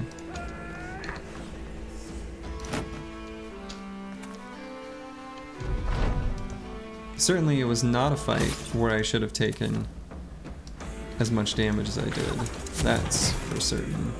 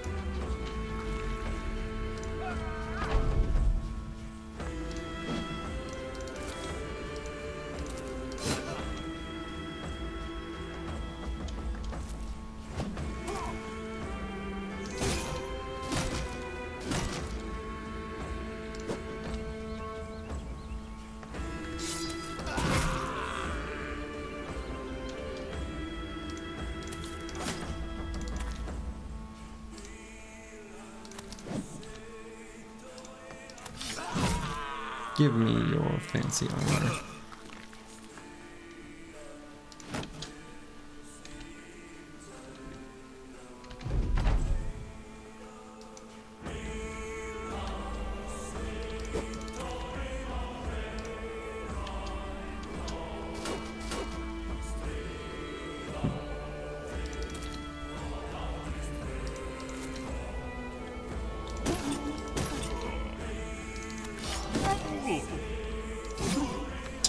Okay, that was a bit of a disaster. I got some named javelins that got good armor ignore. What's the second roll? Is it effectiveness against armor? Looks like it must be, because I don't think they're 100%. So that's probably not very good. Oh, that's nice and light. That's really light.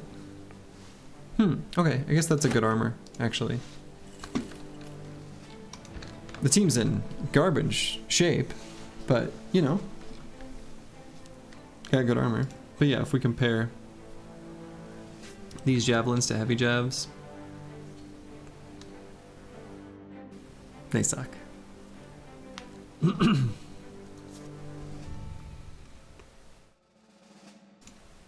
yeah, we got an armor that can fix itself up.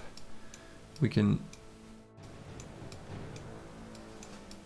bring some real damaged goods out to rest.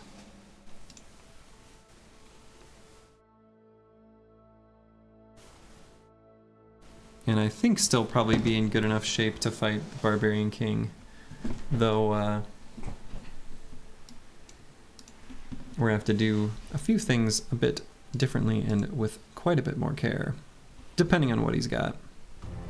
It was a 3 skull contract, so it could be something more substantial.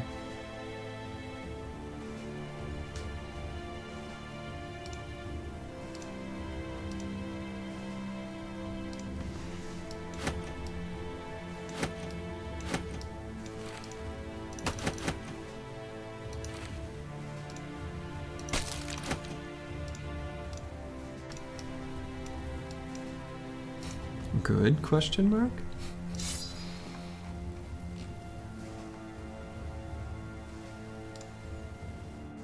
Okay, something like this will probably work for the next fight.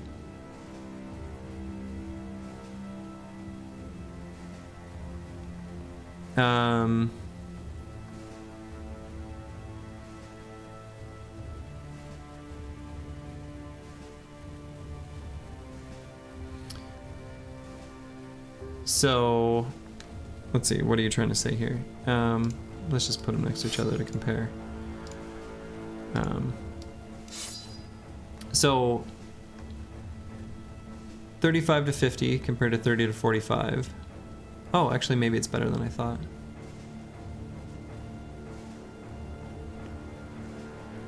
For some reason, I thought the damage range difference was a bit bigger than that. So it's only 5.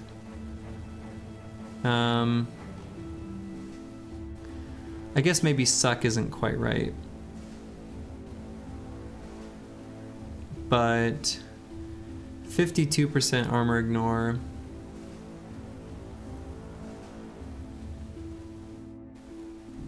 I think if we were to run these in a damage sim against Chosen, I feel like these would come out slightly less. A decent amount less. Yeah, because all my throwers have duelist. For extra accuracy, yeah. And maybe, you know, thinking about this, I didn't get the best. Oh, and I don't have duelist, do I? Actually. Not on this guy, anyway. Yeah, maybe they're better than I'm giving them credit for. Because of the hit chance.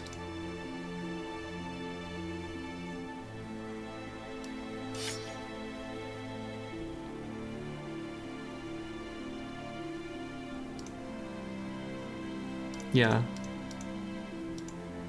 I think the hit chance does bring him actually better. I should not have been so quick to discount them.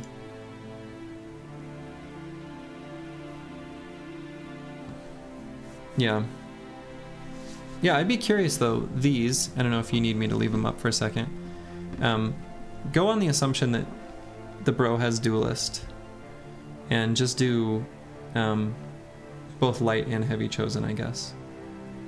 I think that the other javelins will come out just a smidge ahead, but it'll probably be pretty close actually.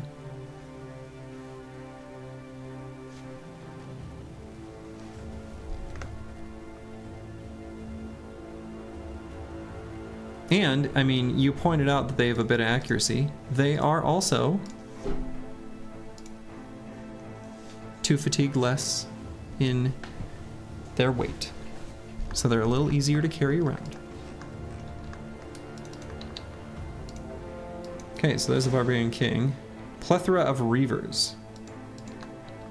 Okay. That should be okay.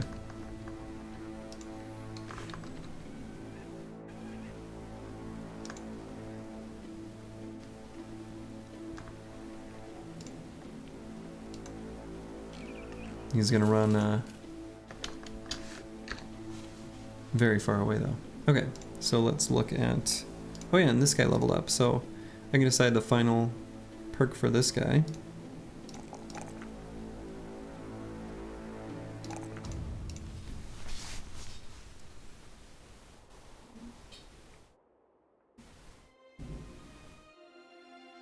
And so final perk here could either be Fearsome or Fort Mind. He's got good resolve, but Superstitious is kind of a big ick.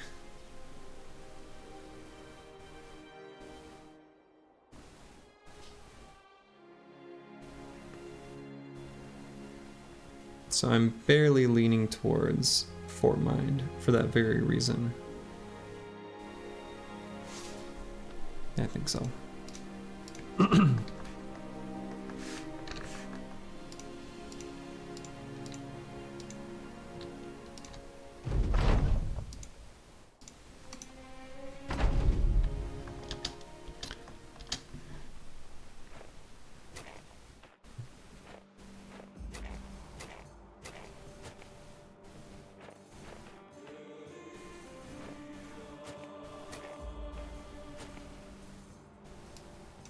In Spear Bros we trust.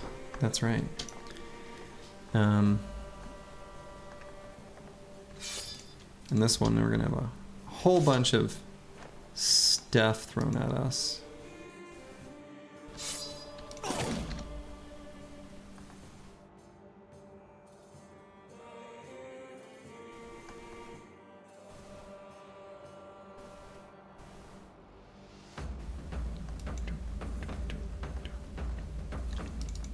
And this time I'm gonna more properly do what I try to describe myself as saying I'm gonna do in the previous fights.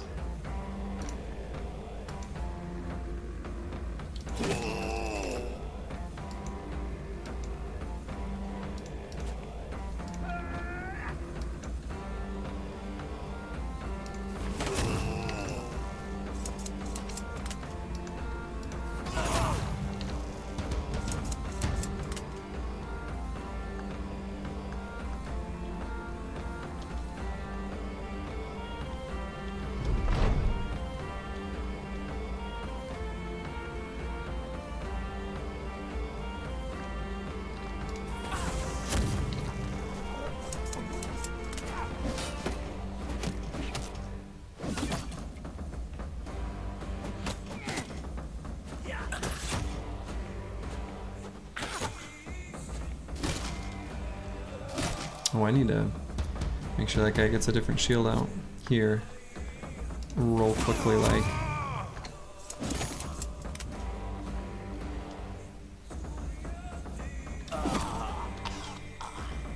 Here's our king over there.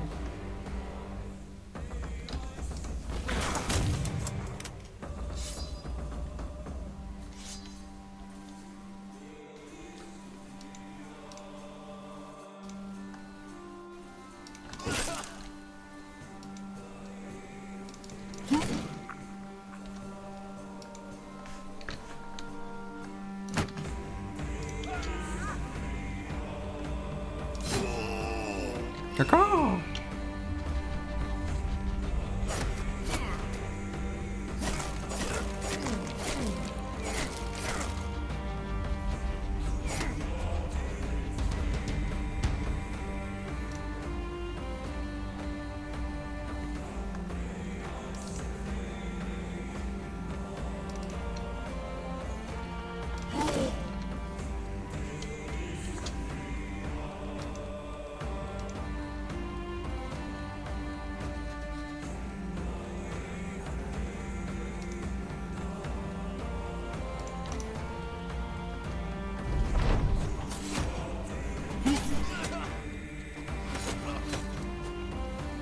This guy is going to need to back up at his earliest convenience. I might hold on that guy, get in a better position.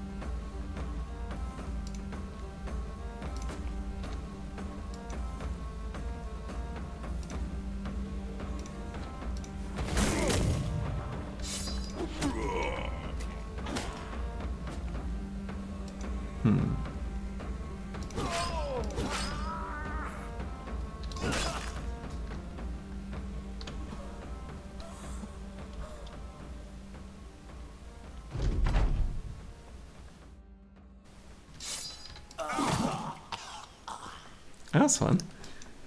That was neat. You can tell because of the way it is.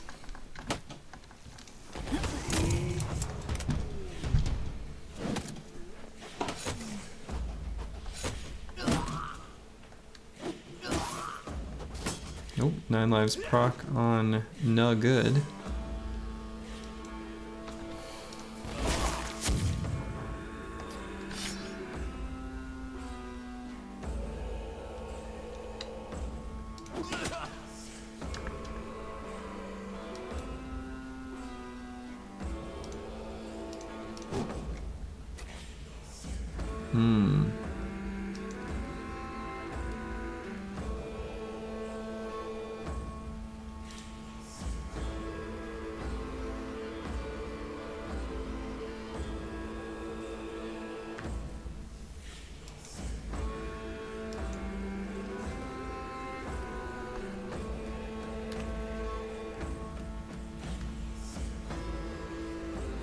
It's gonna be a tough one to bail out.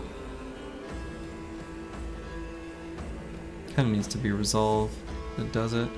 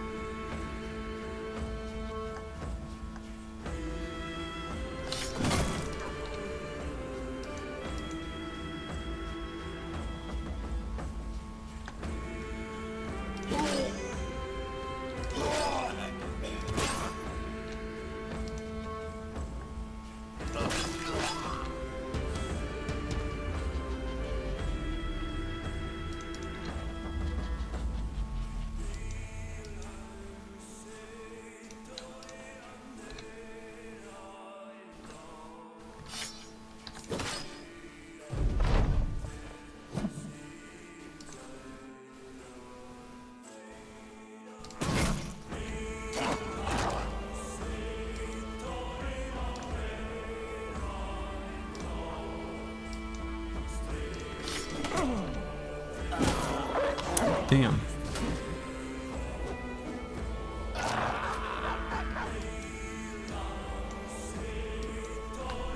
Okay, so my prediction was correct that it would be slightly worse.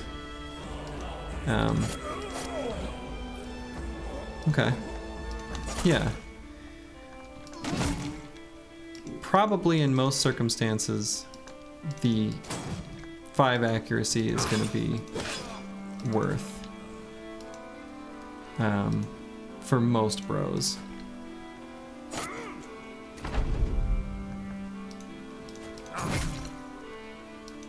So that's good to know. Thank you for running that.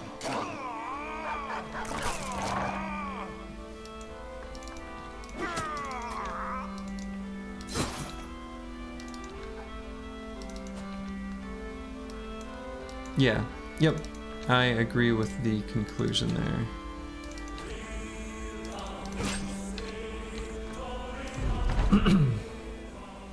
Oh, good. All right. He didn't even get a real injury. He got a fake injury. A missing ear. This guy never needed his ear. He was never gonna use it. He doesn't like listening to people.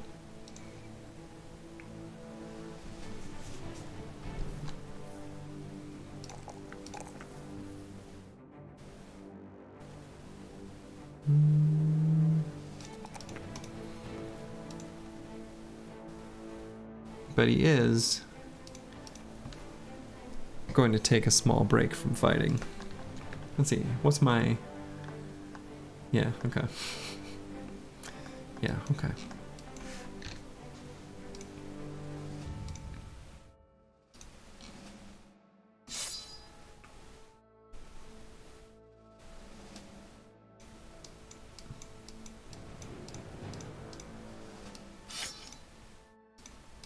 The team has seen better days. We got a lot of injuries.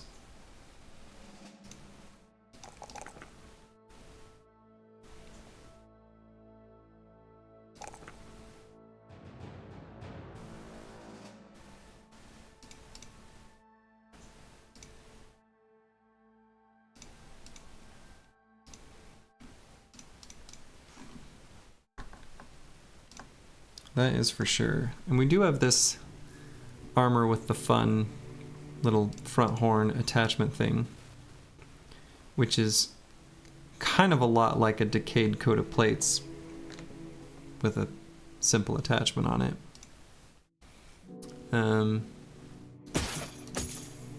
It's pretty heavy.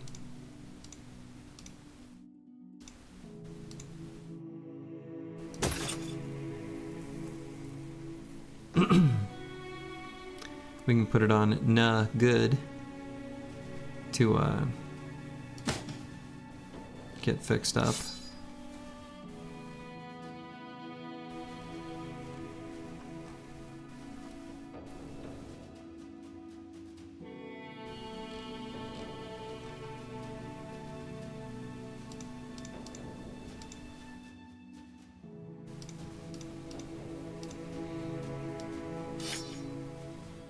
And I don't think I... Yeah, okay. Okay. Oof.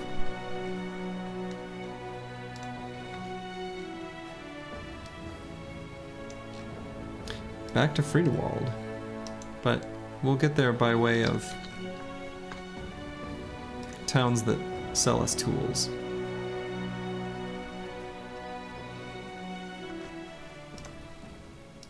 Another thing too is I've got, it's been a little while, a hot minute, since I was able to get some warhounds. So I'll probably get those here.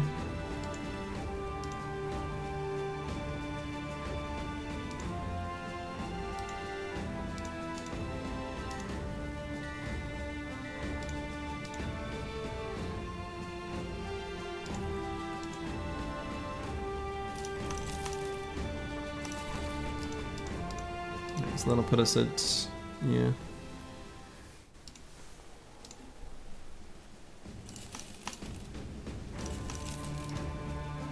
get some warhounds.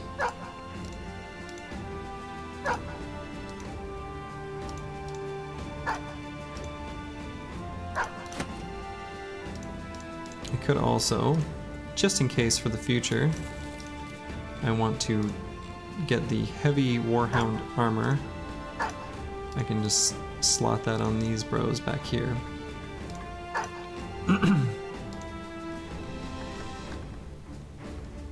Okay. You know, a rough fight, but ultimately the team is in better shape than when we left by a good bit. Despite my best efforts to sabotage my own run, I managed to still be okay. That's a lot stacked on top of each other. That's a lot of thralls, though.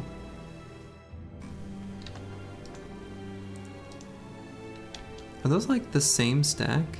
What is happening?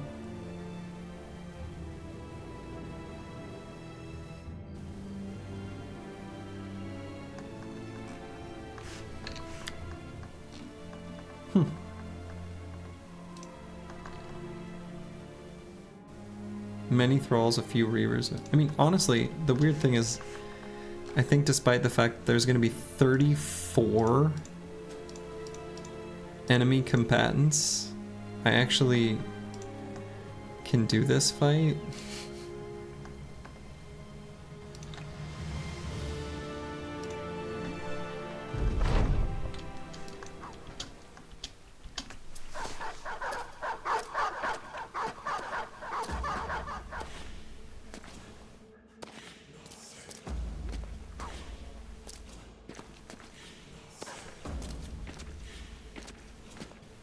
It's a lot of enemies.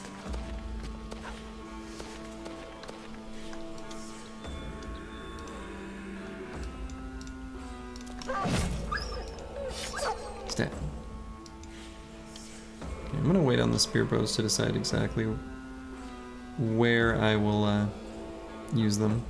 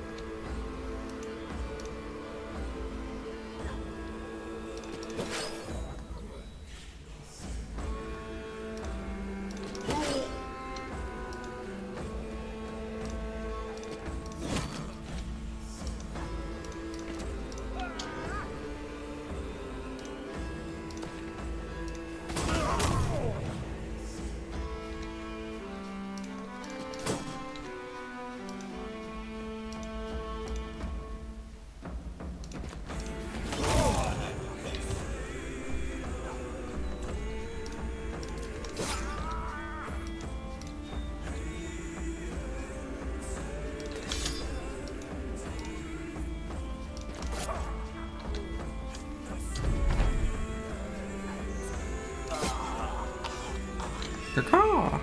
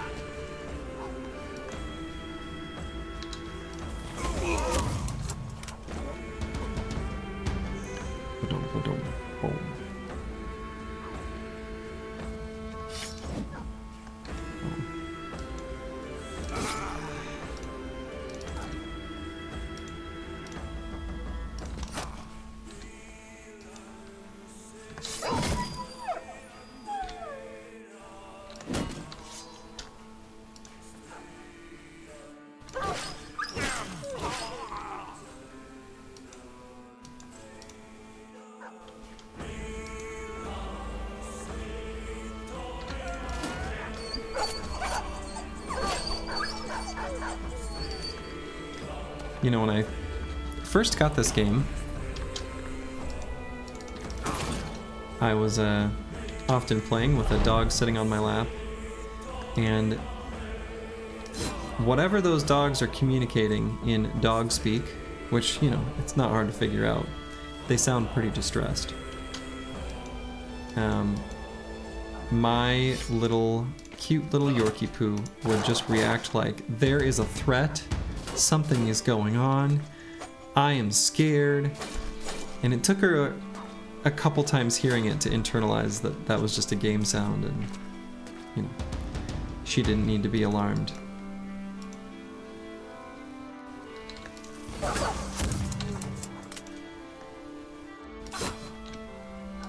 But, you know, it's her duty to protect me, because she's noticed I don't do a good job of it myself. I don't freak out when the mailman comes. Like, there's just a lot of things I'm doing wrong, and she lets me know.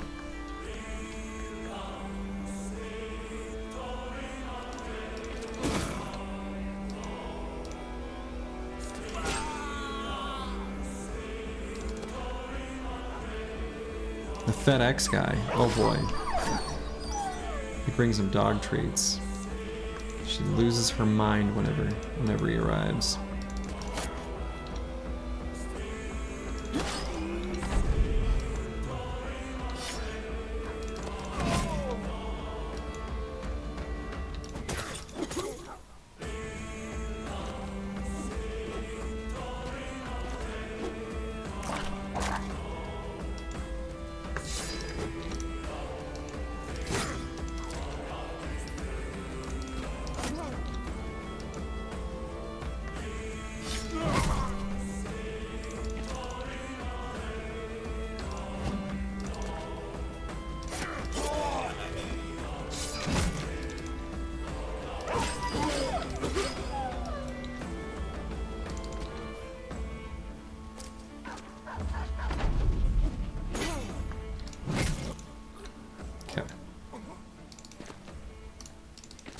I'll let the rest of them go. Oh, Cujo the Warhound getting a little overambitious there.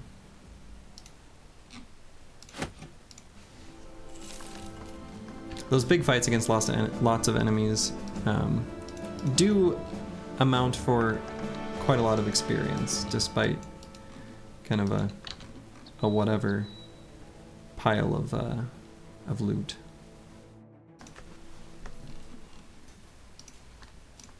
Don't know why I'm even looking at recruits. I'm not going to bother with anyone. Probably couldn't afford any armors that I really want, except for like maybe like a nimble something or other, nimble hat. Okay.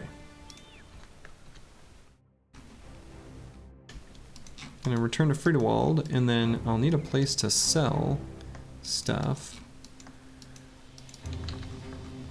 So I might go to one of those southern Badlands slash a few Hexen, some Shrats. Alright, we're gonna make sure we don't run into that.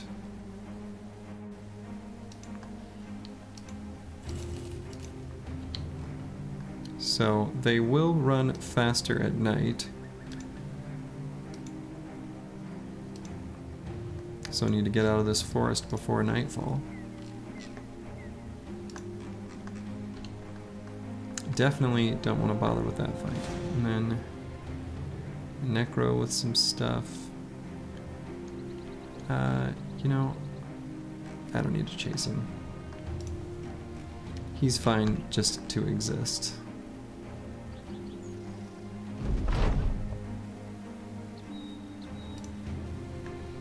You ever had your skull split open, fractured, cracked open by a hammer, and then you wake up the next morning and like, huh, everything's back together? It's like, you know, we brought all the king's horses and all the king's men, and there we go. Just put your skull back together.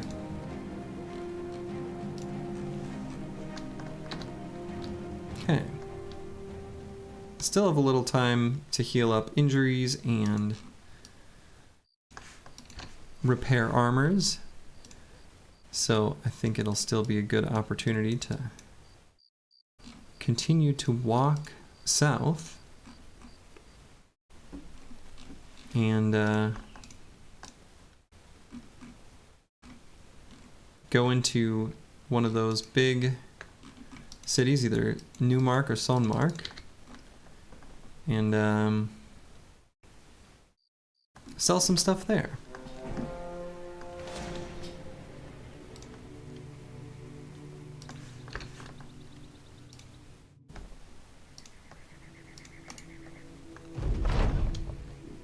And the other thing, I can't remember if I mentioned this earlier or was just thinking it, but given that I've got all those unhold pieces of armor, I can, if I fight lindworms, then I can turn that into some pretty nice attachments.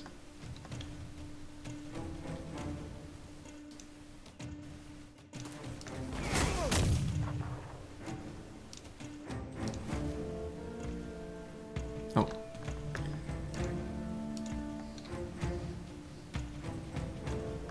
Wait a minute. Yeah. Okay.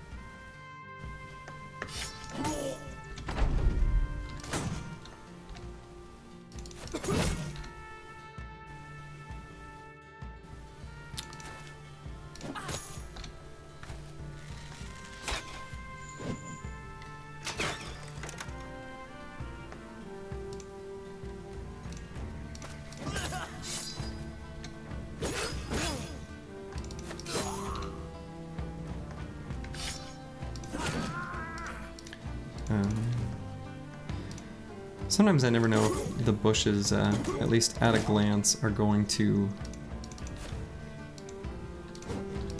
just block movement or also block sight. So, I mean, I'll hover over them and check, but sometimes, for some reason, I imagine it to be one way, just glance value, and then it isn't. Happens reasonably often, actually.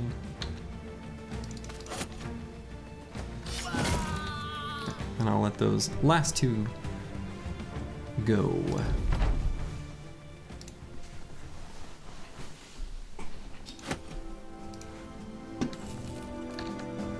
There is a long axe here that I was thinking I wanted another long axe. And there was somewhere and someone that I wanted it on. Oh yeah, because I moved it off of this guy. What I'd really like for this guy is a pole hammer, considering he has hammer mastery. I was also thinking of giving this guy a long axe instead of the second gun, actually.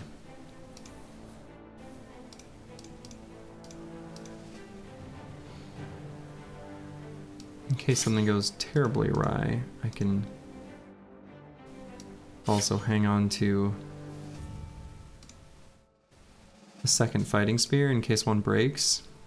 Maybe that's a little too much caution. I don't think that's going to happen.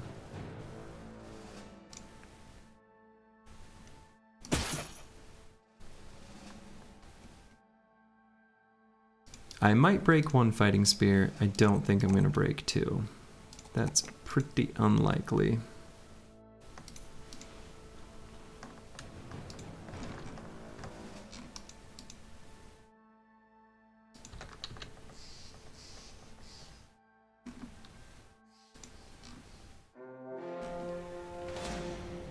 Sir Albrecht the Vessel.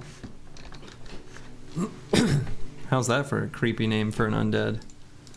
The Vessel.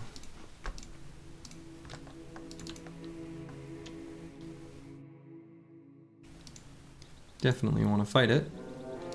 See champion, fight champion. That's kind of my motto.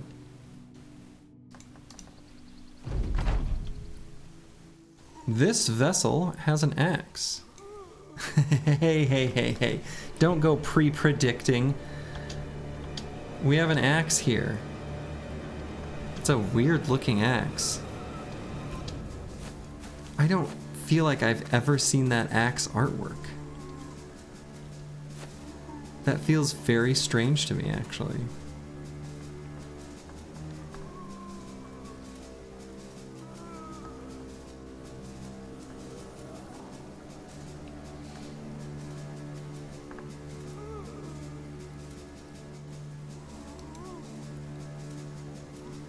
I'm kind of tempted to step here and shoot.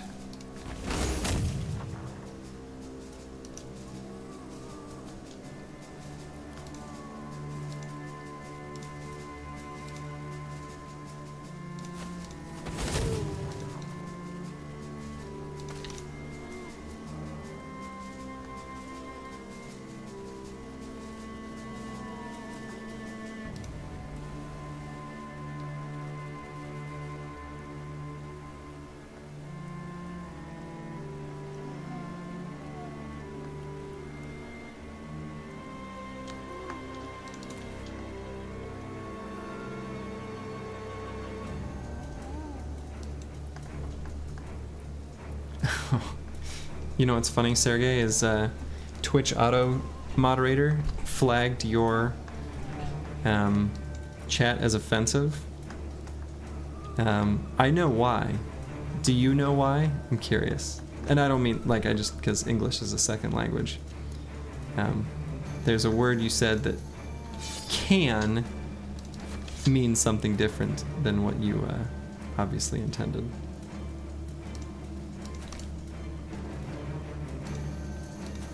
The auto mod was a little funny to me there.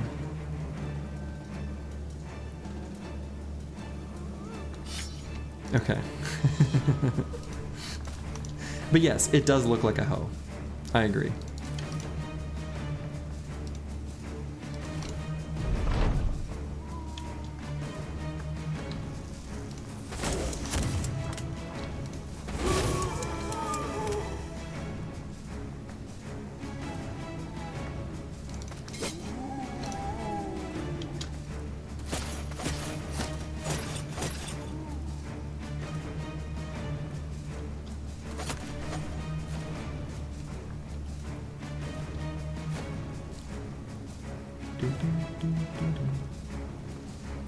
Deciding if I want to try to be cautious still against that guy or just say I'm pushing forward.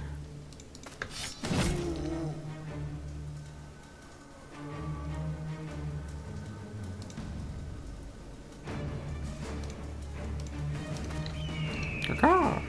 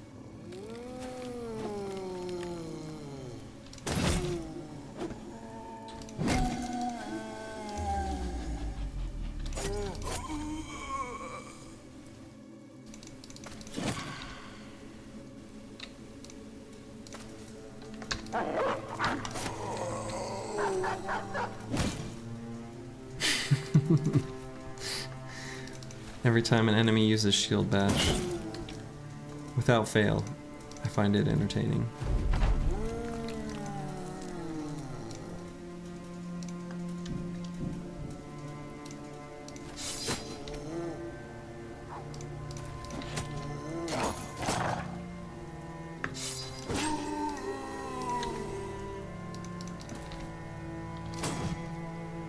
Oh, I should have put the dog down.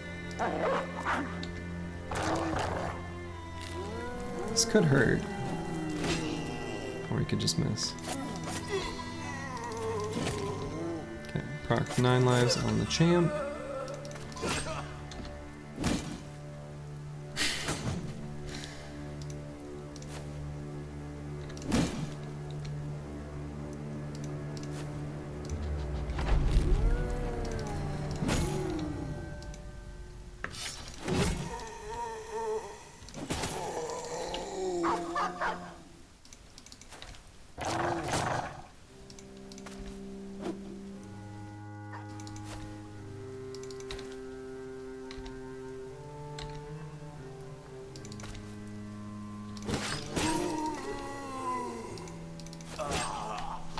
Okay, let's see how this little axe is.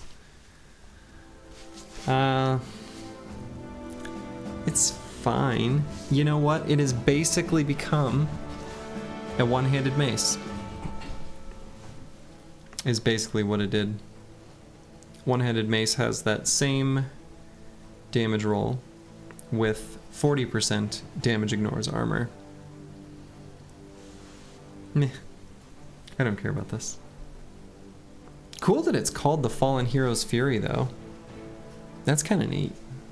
The name is at least good.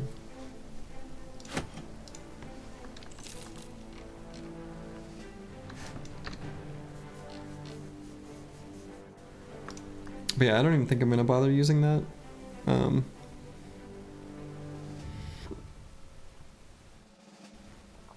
There's nothing wrong with it. Like, I could use it and be fine, but I could not use it and also be fine. All right, I get my perks on this fancy boy, and one of them is going to be underdog. Damn, all +1s on melee skill there at the end.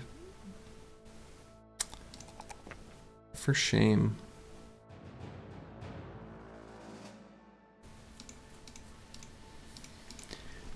And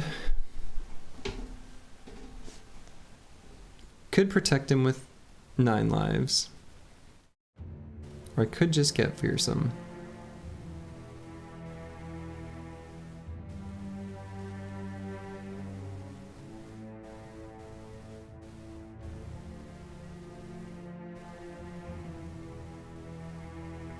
What else would I even consider? Quick hands for a reach weapon, but yeah. Backstabber, yeah. I'll go for Nimble Forge sometimes. I guess let's think about it. The thing is this guy has such a inexpensive to swing sword that he doesn't even need much of a fatigue pool to still have a build that looks like a meme. So like, you know, this chilling plate harness with bone plating alongside a Saleh would be a pretty good set of armor for him. He does have 131 hit points. That is an awful lot. That's probably, maybe that is just more survivability, actually. Yeah, he is basically a fatigue neutral duelist, so he really doesn't need fatigue. Like, he just doesn't.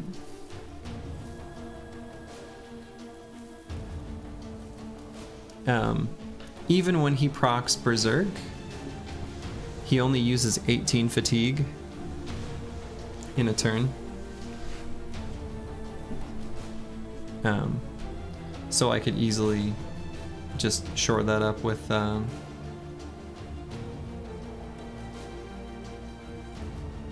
second wind potion in like a really long fight, like for Monolith or something like that. Or Goblin City or whatever, if I ever find Goblin City.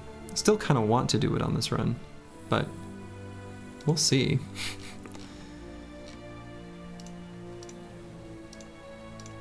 So let's see, thinking about, so I got this guy and this guy. This is basically a Nimble Forge set. Here, this guy's already running.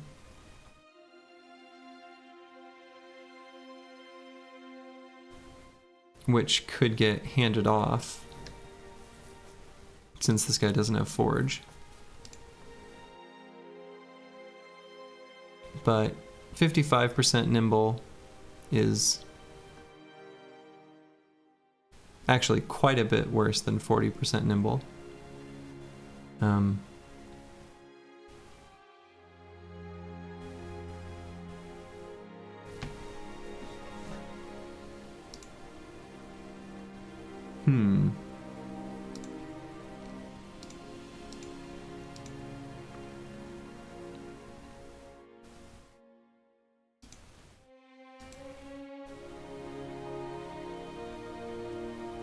But if I'm thinking of defensive perks,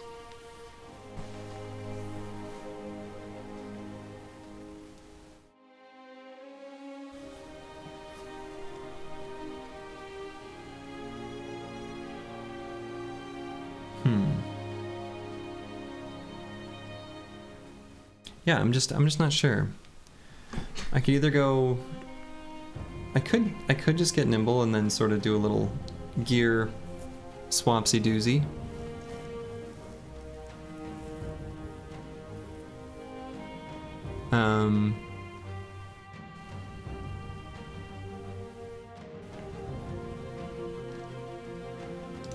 Because like, if I did put that gear on him, you know, he has still a silly amount of fatigue.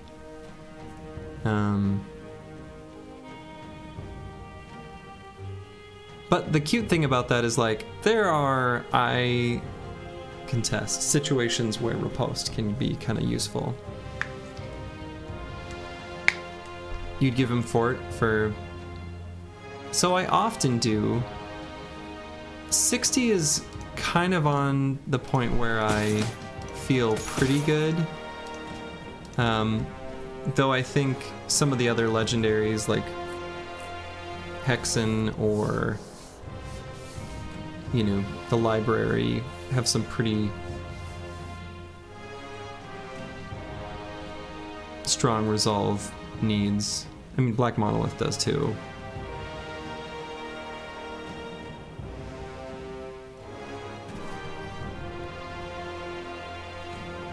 Yeah, I don't...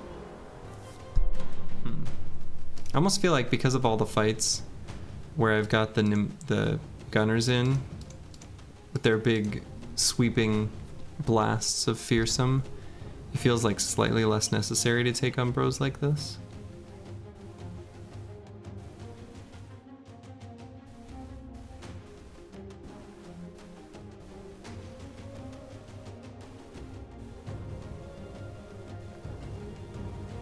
I do think Fort Mind is a good choice here. I do, actually. But I think I kind of, I don't know. I kind of like the idea of giving him this nimble set. It's pretty decent. He is still practically injury immune even when this gets blasted through. And then I can give this forge armor, which a decayed coat of plates with bone armor plating is still actually pretty okay. And I will give my spear bro this chilling plate harness with chilly bone plates, and then a 5 fatigue helmet of some form, which I don't have at the moment, but I'll get one. Actually, I'll give him that. Let's cover up the brain damage. And then that allows me to give this armor set to... You know, maybe actually...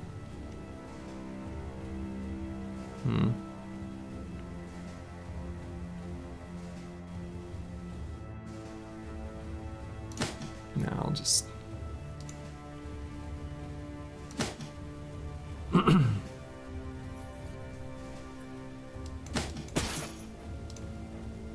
Yeah, something like this. So, I don't know. It's a weird build. It's a weird bro. He'll be nice to get veteran levels to get just a couple more points of melee skill. But...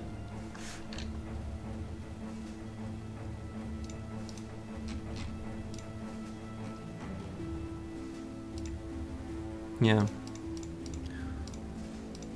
Weird builds, weird bros. And I am gonna bust this necro zombie camp.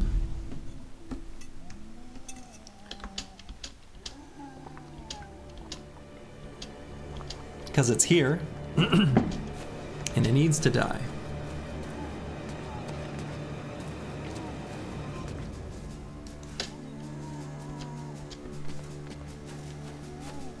A bunch of fallen heroes.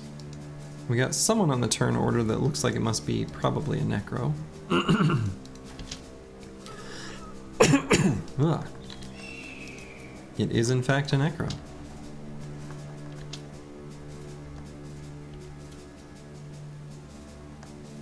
It's a pretty big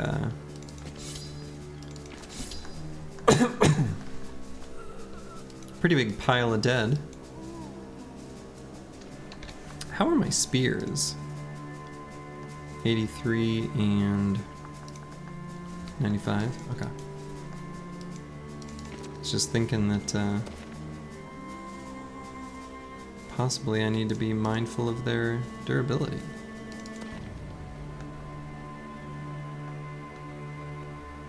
You missed ruins one tile away from you somehow. Like the camp? What do you mean?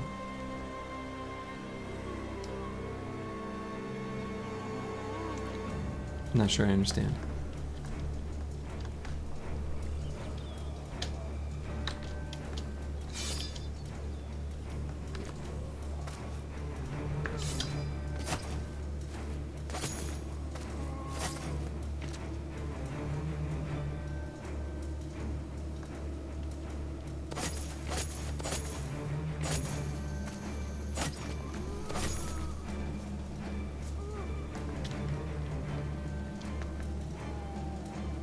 Yeah, I saw it.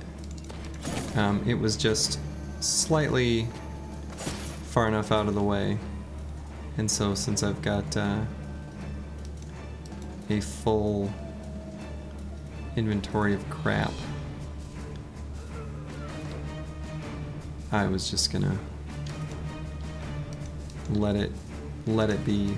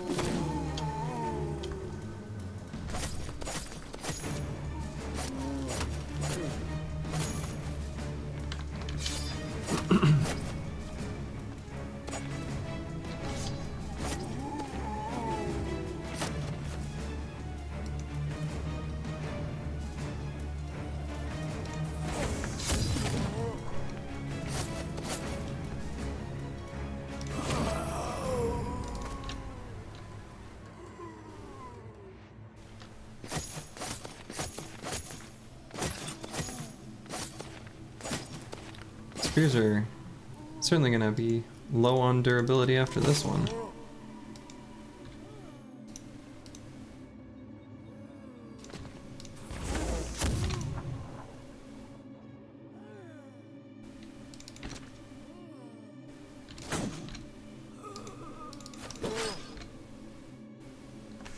How are they now? 20%?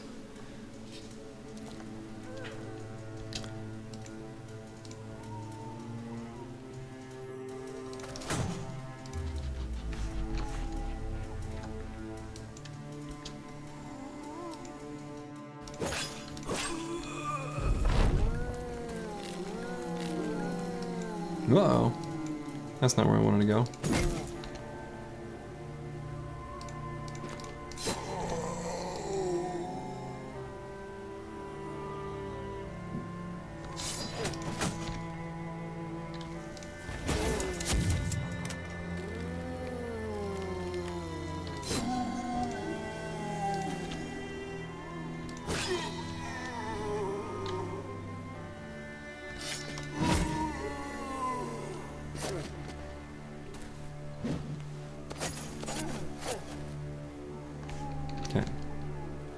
Don't want to break the spear for no reason. Not no reason, but you know.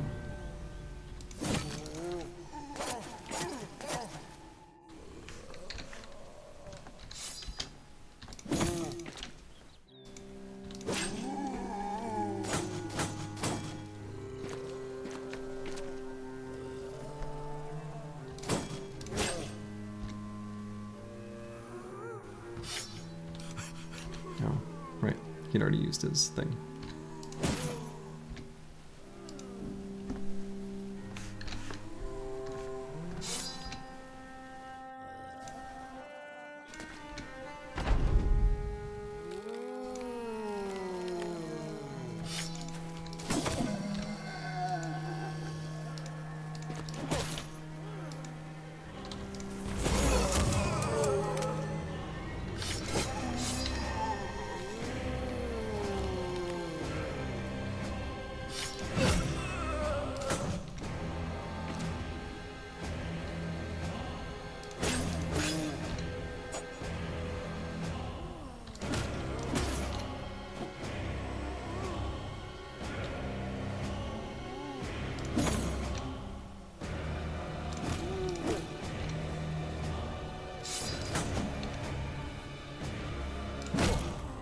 Going down in the turn order.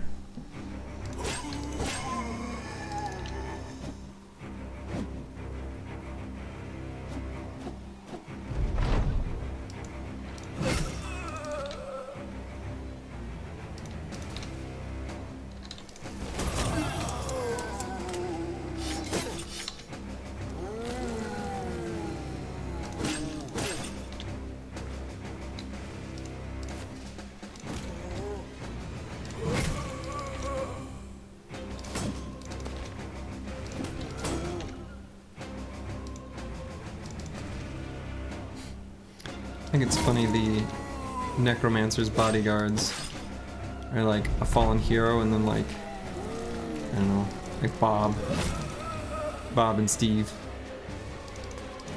Much less impressive other two bodyguards there.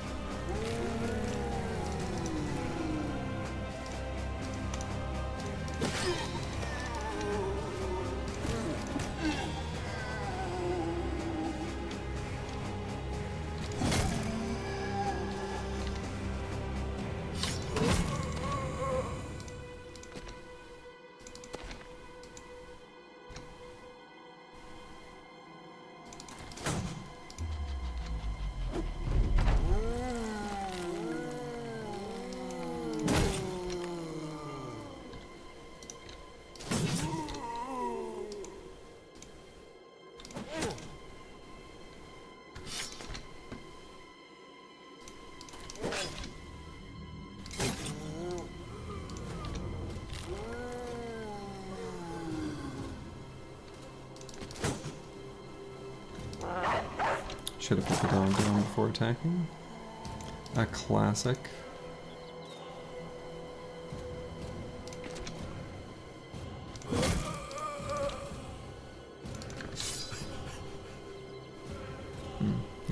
max mastery on that guy.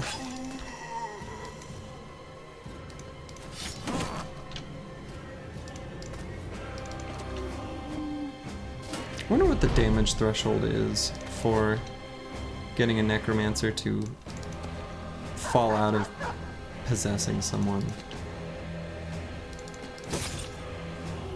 I wonder if it's 15, like the same value as fearsome. Kind of feels around that number.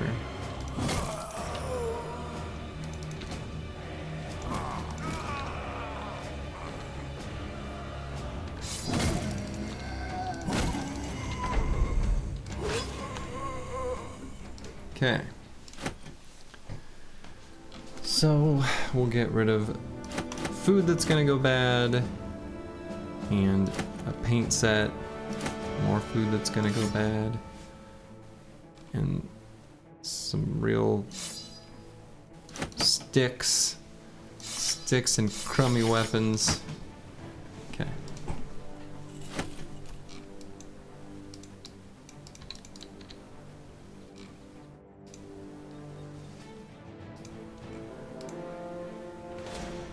Shrat's in the middle of the desert. What are they doing?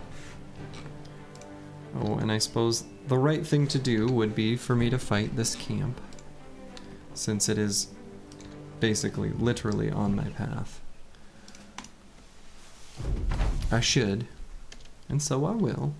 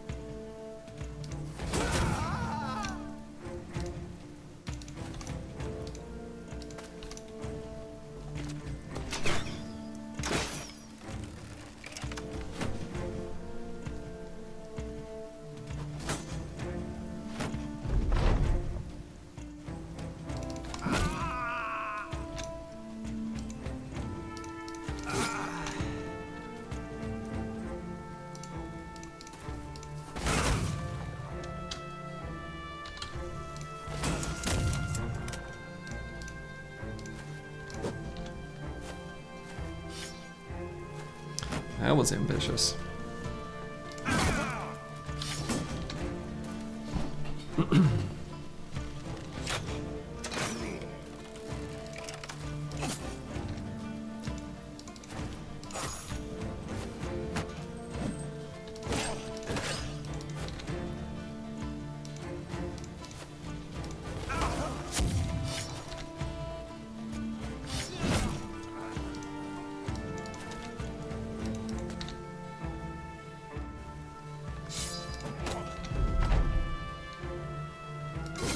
Caw-caw!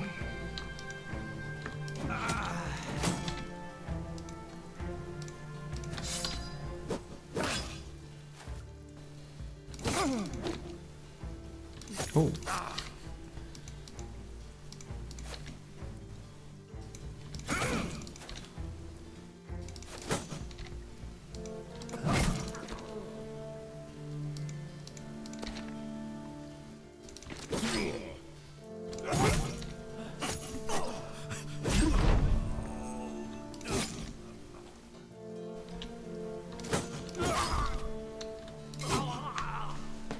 Okay. Alright, rotten food and crappy javs and silly hats and malicious spears, butter knives, antlers, old rotten shields, regular shields. Okay, that looks like a bunch of stuff that doesn't sell for much.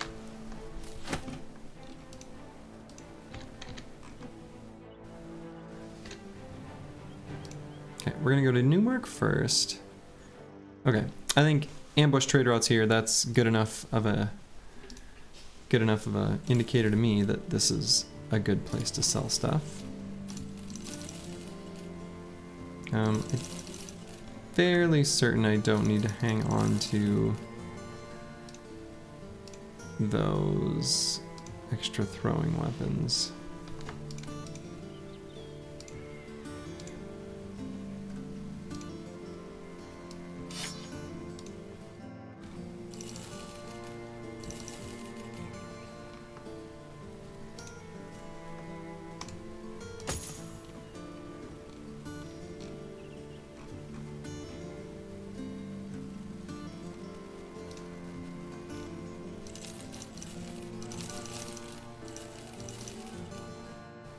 Kettle hat with closed mail.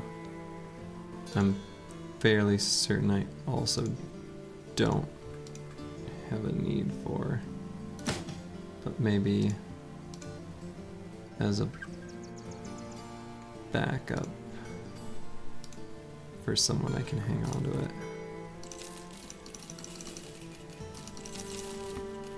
And I guess since I've got a backup fighting spear, I don't need another one. I think I decided that. And unfortunately I'm going to sell this, which feels really bad. I just don't think I have a bro that's going to use it.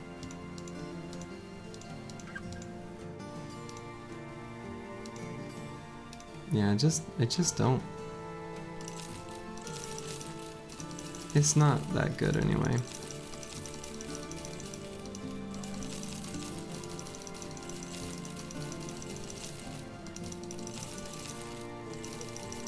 Gonna have quite a bit of money now, so that's nice. I'm rich. Don't think I need this unhold heart. That is a lot of money.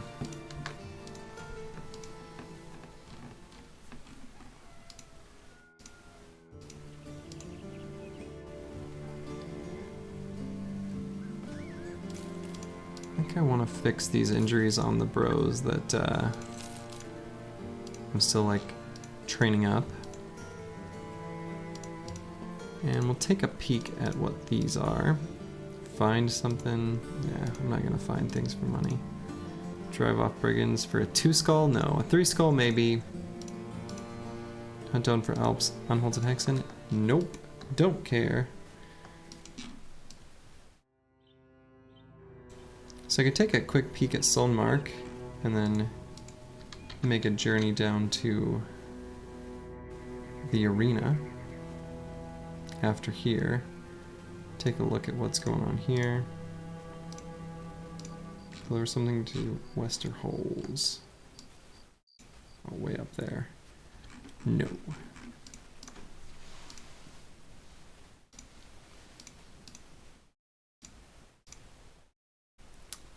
Don't care about that.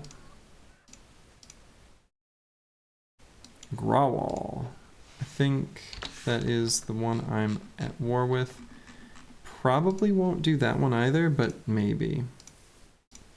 I think realistically, the best course of action for the squad is going to be, I'm going to head down to Tarwa and do some fights in the arena, and then maybe make more passes through the desert and head up here again.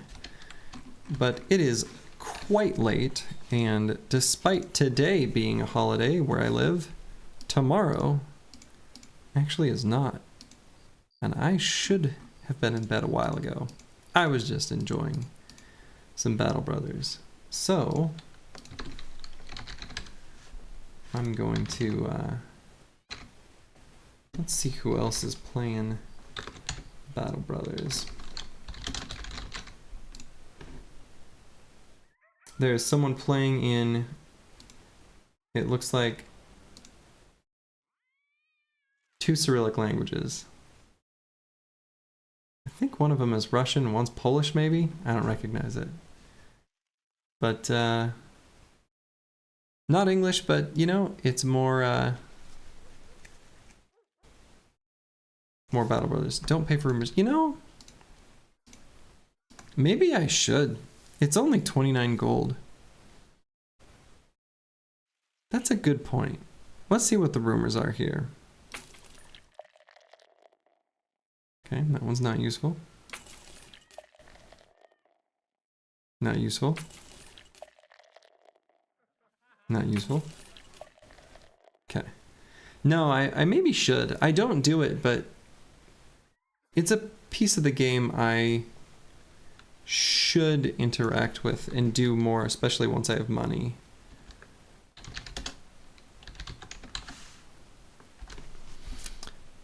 But yeah, let's keep watching a little Battle Brothers for a little bit. And it looks like this person is just about to be team wiped. So he's probably going to start a fresh run. How fun. All right, so to everyone watching, have a wonderful evening. Ta-ta.